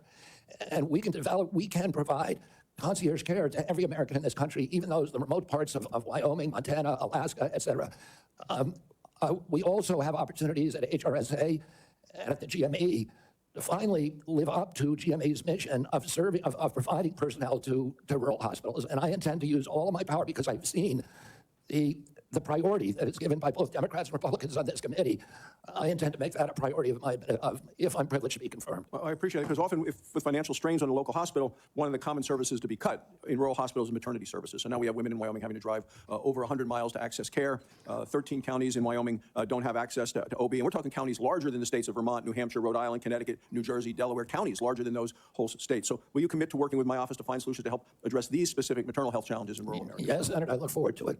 Another issue we specifically spoke about with this harmful Biden administration rule that have really been bad for our rural nursing homes. And it's a rule that would triple the registered nurse requirements in nursing homes. This is going to lead, there just aren't enough registered nurses in our state to be able to comply with this. This would lead to nursing home closures across our state. Will you commit to working with me to fix this serious problem that was a result of a rule that came out by the Biden administration, who clearly doesn't understand rural America? Yes, Senator, I think the rule was well-intentioned. But as you've said, and I've heard from many rural senators, it will be a disaster for their states. Some of the nursing homes, these are staffing rules that require 24-hour staffing by medical professionals. Some of the nursing homes in rural areas simply do not have the available personnel or the economics to be able to do that. It will mean the closure of nursing homes in rural areas all across our country, which means the parents, elderly parent, will be moved a great distance from the local community and their family. And we know that the single greatest driver of high-quality nursing home care is the involvement, the proximity of family members. When you move that nursing facility away from the community where the kids live, you're going to get much worse care. So the intention, although it was noble, was in reality, for rural areas at least, it is going to be a disaster. Thank you, Mr. Chairman. Thank you. Senator Johnson. Yeah, I believed him Kennedy, there. welcome. Thank you for being I here. believed him. Thank you for your decades-long advocacy for a clean environment, for children's health. I can't say as I'm surprised by the hostility on the other side. I'm highly disappointed in it. I don't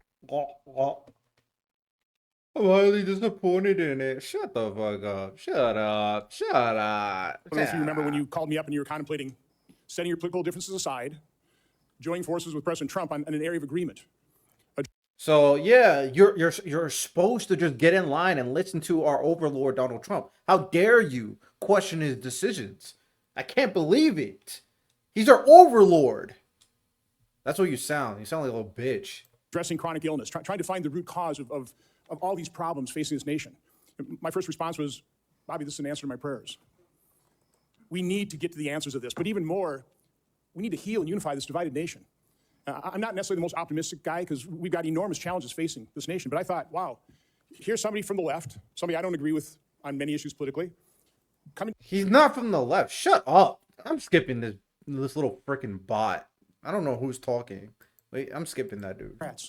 He sounds like a little whiny little Mr. Chairman, bitch. I'd like to enter this in the record. Without objection. I also do want to, Mr. Kennedy, as long as I have you here, I've issued a subpoena now to cover the information I've requested in 70 oversight letters. My question to you is, as Secretary of HHS, will you honor these requests from Congress, and will you make HHS transparent? Yeah, my approach to HHS, as I said before, Senator, is radical transparency. Democrats and Republicans ought to be able to come in.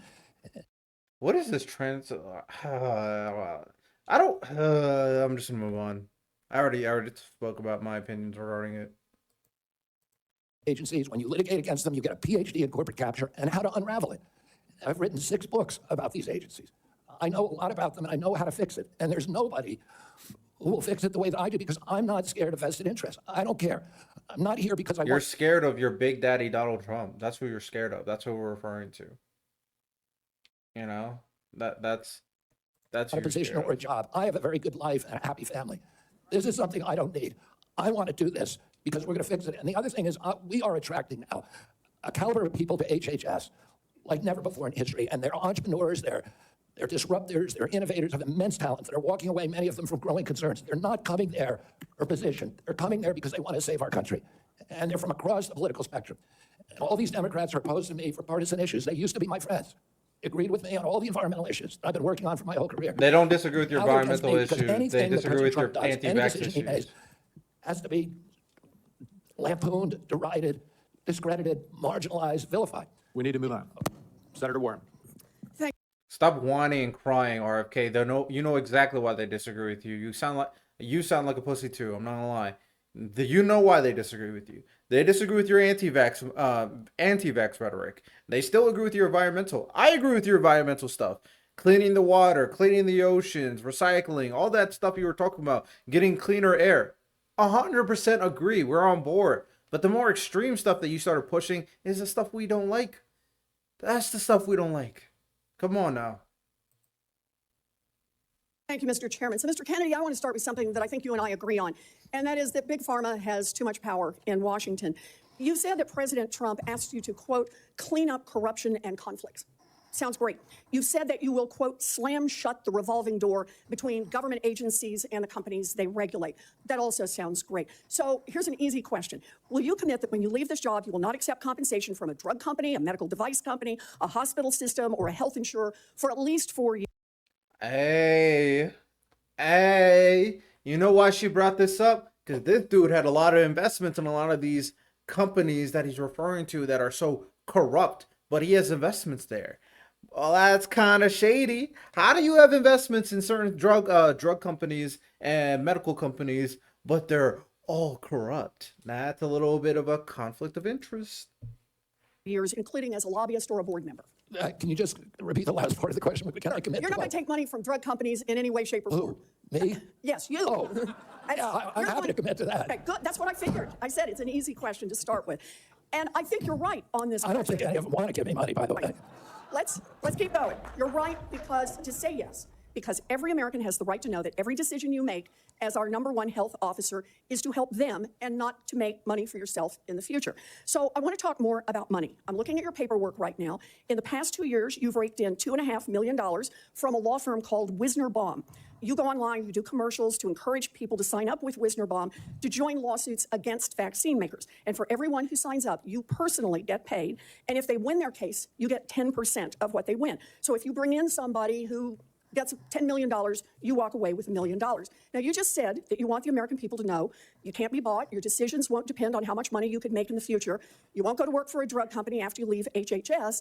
But you and I both know there's another way to make money. So, Mr. Kennedy, will you also agree that you won't take any compensation from any lawsuits against drug companies while you are secretary and for 4 years afterwards?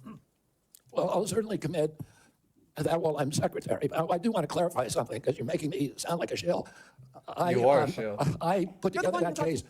I did the Science Day presentation to the judge on that case to get it into court without hearing. Mr. Kennedy, it's just a really simple question. Yeah. You've taken in $2.5 million. I want to know if you will commit right now that not only will you not go to work for drug companies, you won't go to work suing the drug companies and taking your rake out of that while you're a secretary and for 4 years after. It's just. I'll commit to not taking any fees from drug companies while I'm secretary. No, I'm asking about fees. He's refusing to say that he's not willing to take. That is crazy. He still wants to make money off of suing drug companies, though. That's still a conflict of interest. Like taking money from drug companies, so basically divesting all your investments, and then taking money from suing drug companies. That's the same principle. You're making money off of these drug companies for a certain agenda, and you're in a position of power that allows you to do it more effectively than anybody other than maybe Donald Trump. That's crazy. He's not willing to. That's crazy. He sounds like a drug shill. companies. Will you agree not For to sure. do that? You're asking me to not sue drug companies, No, and I'm you not can going to agree sue to that, drug Senator. companies as much as you want. I'm not going to agree to not sue drug companies or anybody. So let's do a quick count here of how, as Secretary of HHS, if you get confirmed, you could influence every one of those lawsuits. Well, let me start the list. You could publish your anti-vaccine conspiracies, but this time on U.S. government letterhead, something a jury might be impressed by. You could appoint I people don't to the understand that. CDC vaccine panel who share your anti-vax views and let them do your dirty work. Yo, she's cooking the crap out of him. He wanted to seem like, oh yeah, I'm this righteous guy. Oh, well, let's see. You could tell the CDC vaccine panel to remove a particular vaccine from the vaccine schedule. You could remove vaccines from special compensation programs, which would open up manufacturers to mass torts. You could make more injuries eligible for compensation, even if there is no causal evidence. You could change vaccine court processes to make it easier to bring junk lawsuits. You could turn over FDA data to your friends at the law firm, and they could use it however it benefited them. You could change vaccine labeling. You could change vaccine information rules. You could change which claims are compensated in the vaccine injury compensation program. There's a lot of ways that you can influence those future lawsuits and pending lawsuits while you are Secretary of HHS. And I'm asking you to commit right now that you will not take a financial stake in every one of those lawsuits so that what you do as secretary will also benefit you financially down the line? I'll comply with all the ethical guidelines. That's not the question. You have said You're asking me, repeatedly, Senator, both you're ethics asking me not to sue requirements are- vaccine. No, Yo, I'm not gonna lie. He is getting cooked right now. He's getting I am not. destroyed Yeah, right you now. are. Stop That's exactly what you're doing. Well, look, no one should be fooled here. I As thought that Secretary from- of HHS, Robert Kennedy will have the power to undercut vaccines and vaccine manufacturing across our country. And for all of his talk about follow the science and his promise that he won't interfere with those of us who want to vaccinate his kids, the bottom line is the same. Kennedy can kill off access to vaccines and make millions of dollars while he does it. Kids might die, but Robert Kennedy can keep cashing in. Senator, I support vaccines. I support the childhood schedule. I will do that. I'm not gonna lie. I might make this one its own little mini segment because this is bad. This is really bad. His unwillingness to say that he's not willing to accept money by taking advantage of the power that he acquired in this governmental position is damning. It's damning.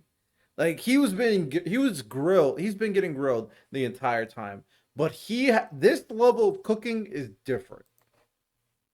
The only thing I want is good science, and that's it. How about then say you won't make money off what you do as Secretary of HHS? Before we go to Senator Tillis, I think it would be important for me to make it very clear that Mr. Kennedy has gone through the same Office of Government Ethics process as every single other nominee in the Finance Committee this year and in previous administrations. In addition to listing his assets, including the items that you've identified, he has signed an ethics letter that is That doesn't mean jack shit to me because he was not willing to say that he's not willing to make not to make money off his position.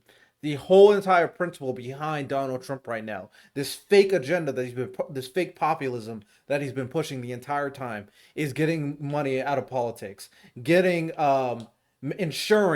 that the elites of the government are not profiting off the people. And this mother effer right here refuses to make that proposal, refuses to say that he's not willing to make money off of it. That is the problem. That is the problem. So this Republican who's trying to save him he's a fake populist too. We already know this. All of this talk about, oh yeah, we're trying to ensure that the elites are not taking over, that's all poppycock. You know what I'm saying? It's poppycock. In reality, they're all going to make a bunch of money in politics. All of them. All of them. Come on. has been reviewed by the Office of Government Ethics concerning any possible conflict in light of its functions and the nominee's proposed duties. And we have a letter from the Office of Government Ethics that he hasn't complied completely with all applicable laws and regulations governing conflicts of interest. Mr. Chairman, point of information here. Have we had a single nominee come through who's made $2.5 million off suing one of the entities that it would be regulating and plans to keep getting a take of every lawsuit in the future? Have we had that before? I haven't reviewed the past documentation of every other nominee's financial interests, and so no. But I know that every single time we get a nominee, their financial interests are attacked. That's why we have the Office of Government Ethics. That's why they've reviewed everything that's in his record, and that's why he has even, I think, and I don't know that I want to ask him to get into it, but he has listed his assets and has gone through a discussion of the responsibilities under our ethics laws and has complied with all of those requirements. So the answer is no, and all that other stuff after he talked about is a bunch of fluff, because this is not a comparable situation to any of the other people who took a cabinet position, not even close. So nice try trying to save him though, but this was bad for RFK. This was bad. Senator Tillis. Thank you, Mr. Chairman. Mr. Kennedy, how's your morning going? So far, so good. Good. You came prepared. I'm glad that you did. No, we didn't. Stop lying. You, I believe, addressed to my satisfaction a question about Title X and the president's priority with respect to Planned Parenthood. Can you just affirm that you are 100% behind the president's policy on Title X and the implementation? I'm 100% behind it, Thank you. It's amazing to me that people. Are you gonna well, first whine? off, you need Are you to gonna understand whine? Are you gonna I was in a bitch judiciary and hearing this complain? morning. It's very clear to me that some of these nominations are going to be shirts and skins. So no matter what you answer into the affirmative, they're going to ask you one more question so that you won't be. Yeah, I mean, we all knew this because MAGA is just going to vote for everybody Donald Trump picks. So we already knew this. So you saying the thing that we already knew means nothing. It sounds like whining to me. I'm not going to lie. be able to answer in the affirmative. That's just the way the game gets played when we have nominees like yourself. So I think you're handling yourself well. I got a real quick question for you. Are you a conspiracy theorist? Yes. That is a pejorative, Senator, that's applied to me, mainly to keep me from asking difficult questions of powerful interests. I was told that I was a conspiracy theorist. That label was applied to me because I said that the vaccines, the COVID vaccine, didn't prevent transmission and it wouldn't prevent infection, when the government was telling people, Americans, that it would. I was saying that because I was looking at the monkey studies in May of 2020. I was called a conspiracy. Now everybody admits it. I was called a conspiracy theorist because I said red dye caused cancer. Yeah, this is just a bunch of. I have to let him talk, I guess. And now FDA has acknowledged that and banned it. I was called a conspiracy theorist because I said fluoride lowered IQ. Last week, JAMA published. No, I don't. This is my video. I just want to make it very clear. It's not that I'm trying to showcase the other side. I'm not interested to hear the Republicans jerk off RFK. Like, they're just going to allow RFK the opportunity to jerk himself off and allow everybody to see his meat sack. I'm more curious to see his answers to the questions that the opposing side says. I would keep the same energy if it was the other way around, where it's a Republican and Democrat, where I would be more curious to hear the side of the opposing view and how he combats the rebuttal. That's what I'm more interested in. I want to see his rebuttals. I don't want to see him jerking himself off.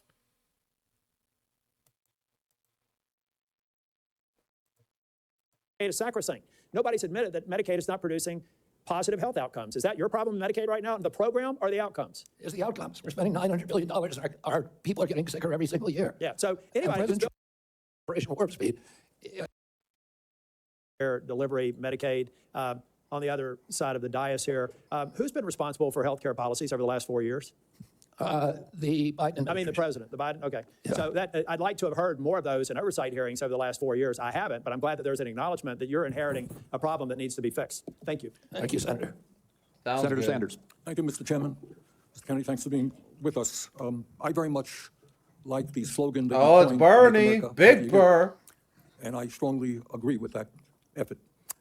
Despite spending, as you indicated, 2 or 3 times as much per capita on healthcare as other nations, we have 85 million people who are uninsured, underinsured. We have all kinds of chronic illnesses. Our life expectancy is lower than other countries. And for working class people in this country, they are living 6, 7 years shorter lives than the top 1%. We got a problem, okay? And I'm going to suggest some ideas that I think can remedy that.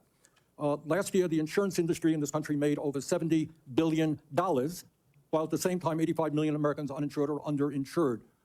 Do you agree with me that the United States should join every other major country on earth and guarantee health care to all people as a human right? Yes? No? Senator, I can't give you a yes or no answer to that question. Health care a human right. Is health care a human right? In the way that free speech is a human right, yeah. I would say it's different because with free speech doesn't cost anybody anything, but in healthcare, if you smoke cigarettes for 20 years and you get cancer, you are now taking from the pool. Well, and so are you guaranteed the same right? Or is there also a duty? I'm sorry, I'd love to talk for an hour with you. We got a few minutes left here. All right. Every other country on earth says healthcare, whether you're poor or rich, young or old, is a human right. I'm not hearing you say that. All right, you've talked about the drug companies, and maybe we agree on this one.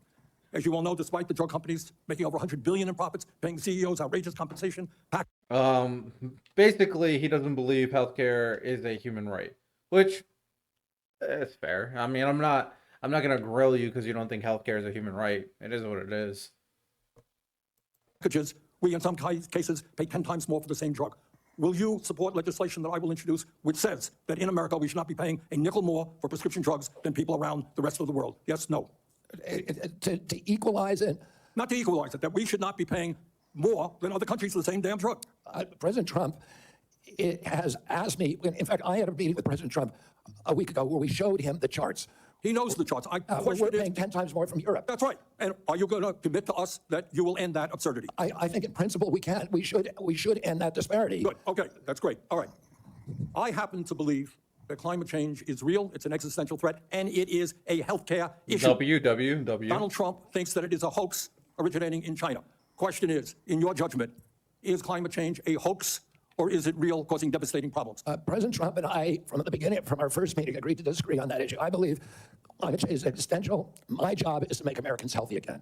You believe that? You think that you disagree with Trump, you don't think climate change is a hoax, is what I'm hearing. My job here is to I'm make just sense asking of you that, something. Mr. Kennedy, not a trick question. I answered your question, Senator Sanders. Okay, you disagree with the president on that. I answered your question. Okay. I'm going to pick up on a point that Senator Hassan made. Look, there is no question that abortion is a divisive issue in this country. I would say a majority of the people are pro-choice. There's a strong minority who are pro-life. A year and a half ago, you went to New Hampshire, running for president, gave a speech, and you talked about government should not tell a woman what she can do with her own body. That's her choice. Now, I think everybody on that side is pro-life. I think everybody here is pro-choice. I have never seen any major politician flip on that issue quite as quickly as you did when Trump asked you to become HHS secretary. Tell me why you think people should have confidence in your consistency and in your word when you really made a major U-turn on an issue of that importance in such a short time. Senator, I believe, and I've always believed, that every abortion is a tragedy. But you told the people in New Hampshire that it was their right. All right, let me do a last question because I'm running out of time. I think the gist of what you were trying to say today is you're really pro-vaccine, you want to ask questions. You have started a group called the Children's Health Defense. You're the originator. Right now, as I understand it, on their website, they are selling what's called onesies. These are little things, clothing for babies. One of them is titled Unvaxxed, Unafraid. Next one, and they're sold for $26 a piece, by the way. Next one is No Vax, No Problem. Now, you're coming before this committee and you say you're pro-vaccine. Just want to ask some questions. And yet your organization is making money selling a child's product to parents for $26, which casts fundamental doubt on the usefulness of vaccines. Can you tell us now that you will, now that you are pro-vaccine?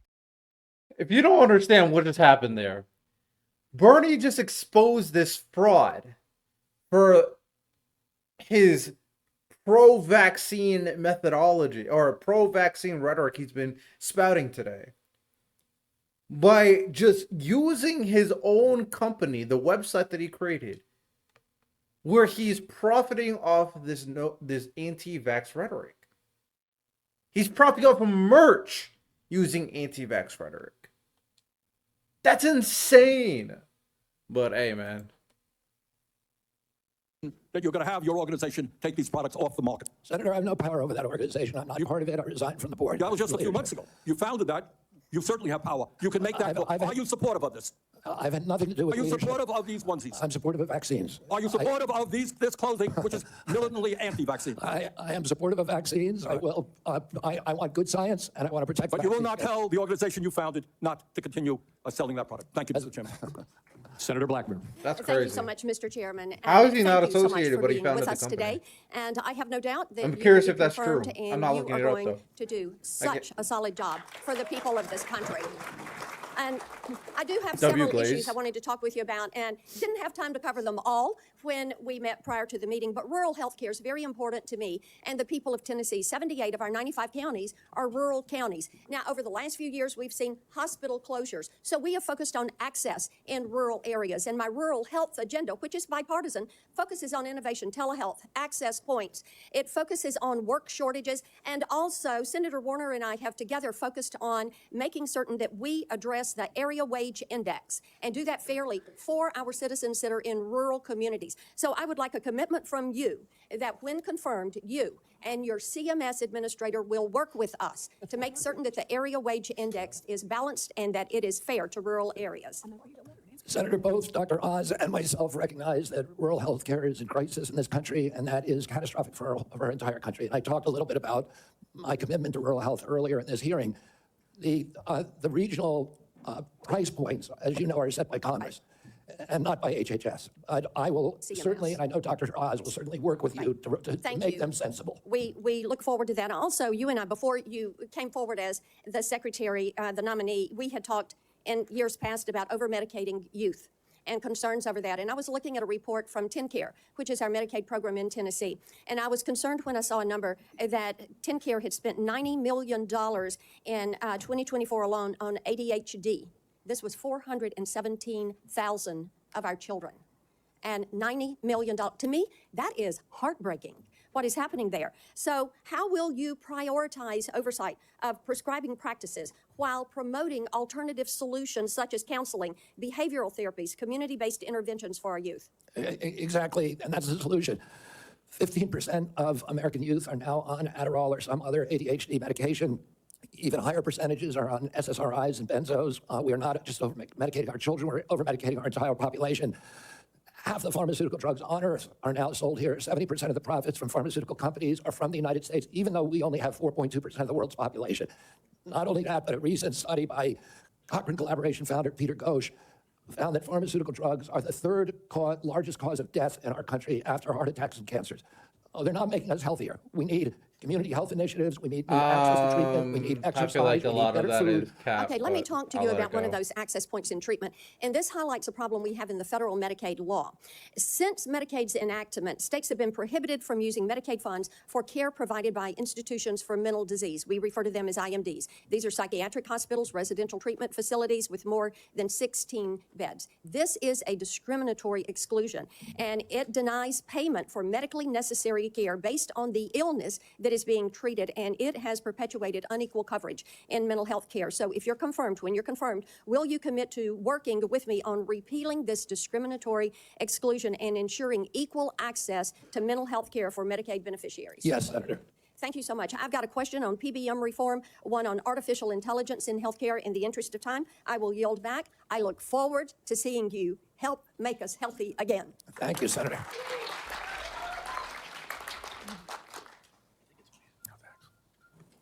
Senator Lujan. Excuse me, just, I made a mistake. It's Senator Cantwell. Thank you so much. Thank you, Mr. Chairman, and congratulations on your nomination, Mr. Kennedy. And I've been absent only because I've been in another hearing with the nominee to be the Commerce Secretary. So I will review everything that you've said. Why are they doing today multiple and look meetings at that at the same diligently. time? It's But kinda one of the weird. things that I wanted to discuss with you is I represent a very big innovation state, and innovation in healthcare specifically. Innovation like NIH funding to the Fred Hutch Cancer Center that helped develop the HPV vaccine, which has the potential to eliminate over 95% of cervical cancer. NIH also funds a lot of jobs and grants, nearly 11,000 people in the state of Washington, and over $1.2 billion worth of grants. So while I agree with you on healthy foods, I definitely am troubled by the medical research side of innovation and some of the things that you have said. In fact, this issue about laying off 600 employees at NIH, or giving the fact that, to quote, give infectious disease a break for 8 years. So we've had a chance to talk about this a little bit, but the most striking example of this is when COVID hit. And we were the first in the nation. We had the first case, and it really was the fast response by the University of Washington that really helped save lives. So I just want to know that, are you aware of how harmful these issues could be for public health? That public health in and of itself could be affected by these kind of anti-science views? Senator, I have always been a science person, a pro-science person. I believe in evidence-based medicine and gold standard science. When I said, and I've explained this before you came in, that 600 people out of a workforce of 91,000 is pretty typical. Last year alone, President Biden replaced 3,000 people at HHS and 700 at NIH. I want to say this. I said give infectious disease a break because that's been the principal preoccupation. Infectious disease, chronic disease is 92%, accounts for 92% of deaths in this country, and almost nothing is studied at NIH about the etiology of our chronic disease epidemic. But right now, the money is going to infectious disease. But I get your point. It's an interesting point. The problem is, we had to respond. And it's actually the Gates Foundation and a flu cohort that figured out what was wrong, and that we had an outbreak of COVID that was going beyond the very first case. And so we had to build a very fast response. So I take this too. The University of Washington has conducted groundbreaking stem cell research on fetal tissue. To me, I know there's probably a lot of people that may not agree with this, but we're making regenerative heart tissue now at the University of Washington. So yes or no, do you commit to protecting stem cell research for scientific agencies if confirmed? I will protect stem cell research. Stem cell research today can be done on umbilical cords, and you don't need fetal tissue.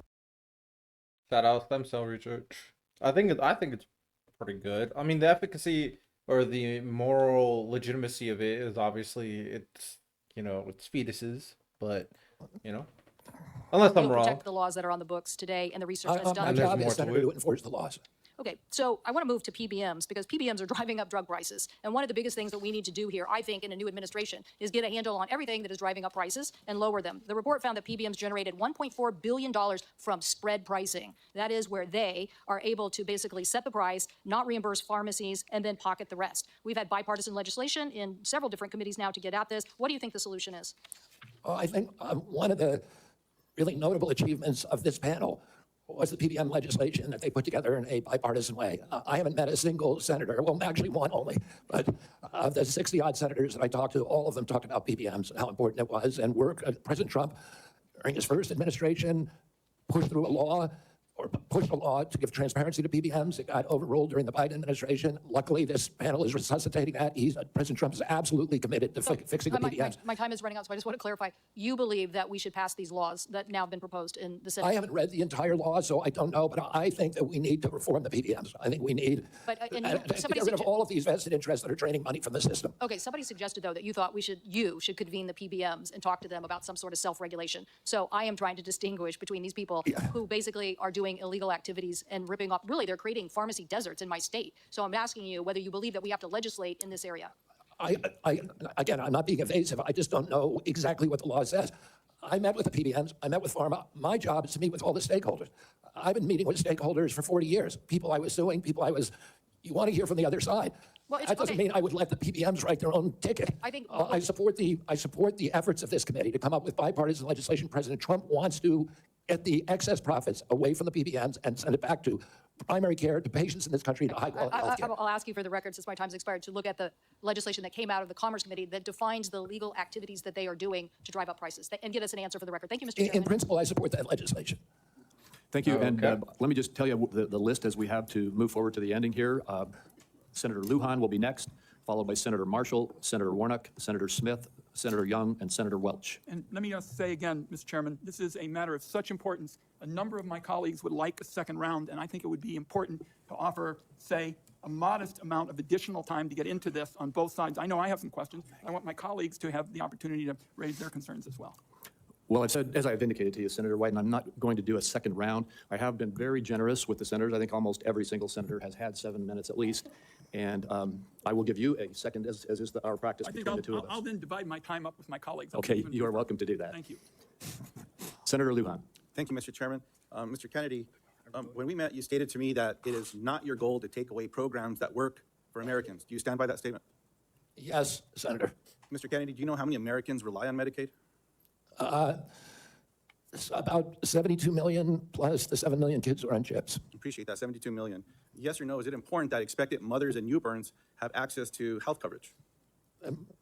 Is it important that expectant mothers and newborns have access to health coverage? Absolutely, Senator. Mr. Kennedy, do you know how many babies born in this country are covered through Medicaid? I would guess, I don't know the answer, I would guess about 30 million. I have it, Mr. Kennedy. About 41% or 1.4 million babies births are financed by Medicaid, according to the National Center for Health Statistics. Yes or no, do you believe that Medicaid is a critical program?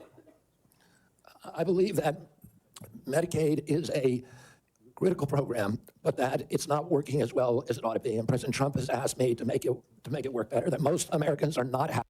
If you want to make it better, like how? How exactly? I need a plan. I need solutions. Do you have concepts of a plan, RFK? Is that what you're telling me? You have concepts of The premiums are too high, the deductibles are too high, and everybody's getting sicker. Too much money is going to the insurance industry. I have a series of yes or no questions. They're pretty simple. Because you heard we're not going to get a second round of questions, I ask for your indulgence to be able to get to them yes or no. In New Mexico, as you know, Medicaid is often measured state by state. It might surprise you if you look at some of those surveys. In New Mexico, the response was 90% of New Mexicans on Medicaid report satisfaction getting care, 80% getting specialist care, 85% getting urgent care, 95% ease of filings out of focus. Not to pick on any one of my colleagues, but in Louisiana, 86% of people on Medicaid are satisfied with their interactions. 83% are satisfied getting care. 85% are satisfied getting specialized care. 82% getting urgent care. I can go on state by state, but we don't have the time today. Yes or no, do you support cutting Medicaid or reducing, and especially in an area where you and I spoke about with the federal investment in Medicaid, which is known as FMAP? President Trump has not told me that he wants to cut Medicaid. He's told me to make it better. Do you support cutting, yes or no? Let me ask you this way, since it's only about President Trump. I support making it better, Senator. If President Trump asks you to cut Medicaid, will you do it? Well, it's not up to me to cut Medicaid. It would be up to Congress. And I'm going to work. Mr. Kennedy, you don't want to answer? I'll move on. Do you know how many states will end? Mr. Chairman, if I may pause my time. So I understand that people are getting asked to leave if they stand up with signs, but there's a lot of other as well, Mr. Chairman. So it needs to be extended to everyone. As Mr. Kennedy said, we should respect each other when we have a difference of opinion. We're just trying to do our jobs here and trying to ask questions. That's all. And that's all I'm doing with Mr. Kennedy, folks. So Senator Lujan, you were right, and I asked the audience to please be respectful. Thank you, Mr. Chairman. I appreciate that very much. Mr. Kennedy, do you know how many states will end their Medicaid expansion if the federal share of Medicaid drops?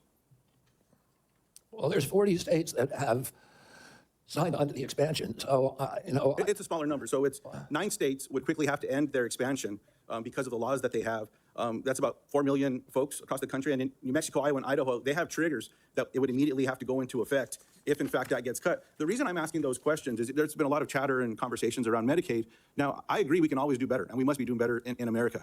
But Medicaid has been shown to improve health outcomes, including mortality, quality of life, and access to preventative care as well. And there's some areas, Mr. Kennedy, that you and I touched on specific to Native American communities. One of the concerns that I have are these programs matter to folks. You shared your passion about caring for folks. I believe that passion.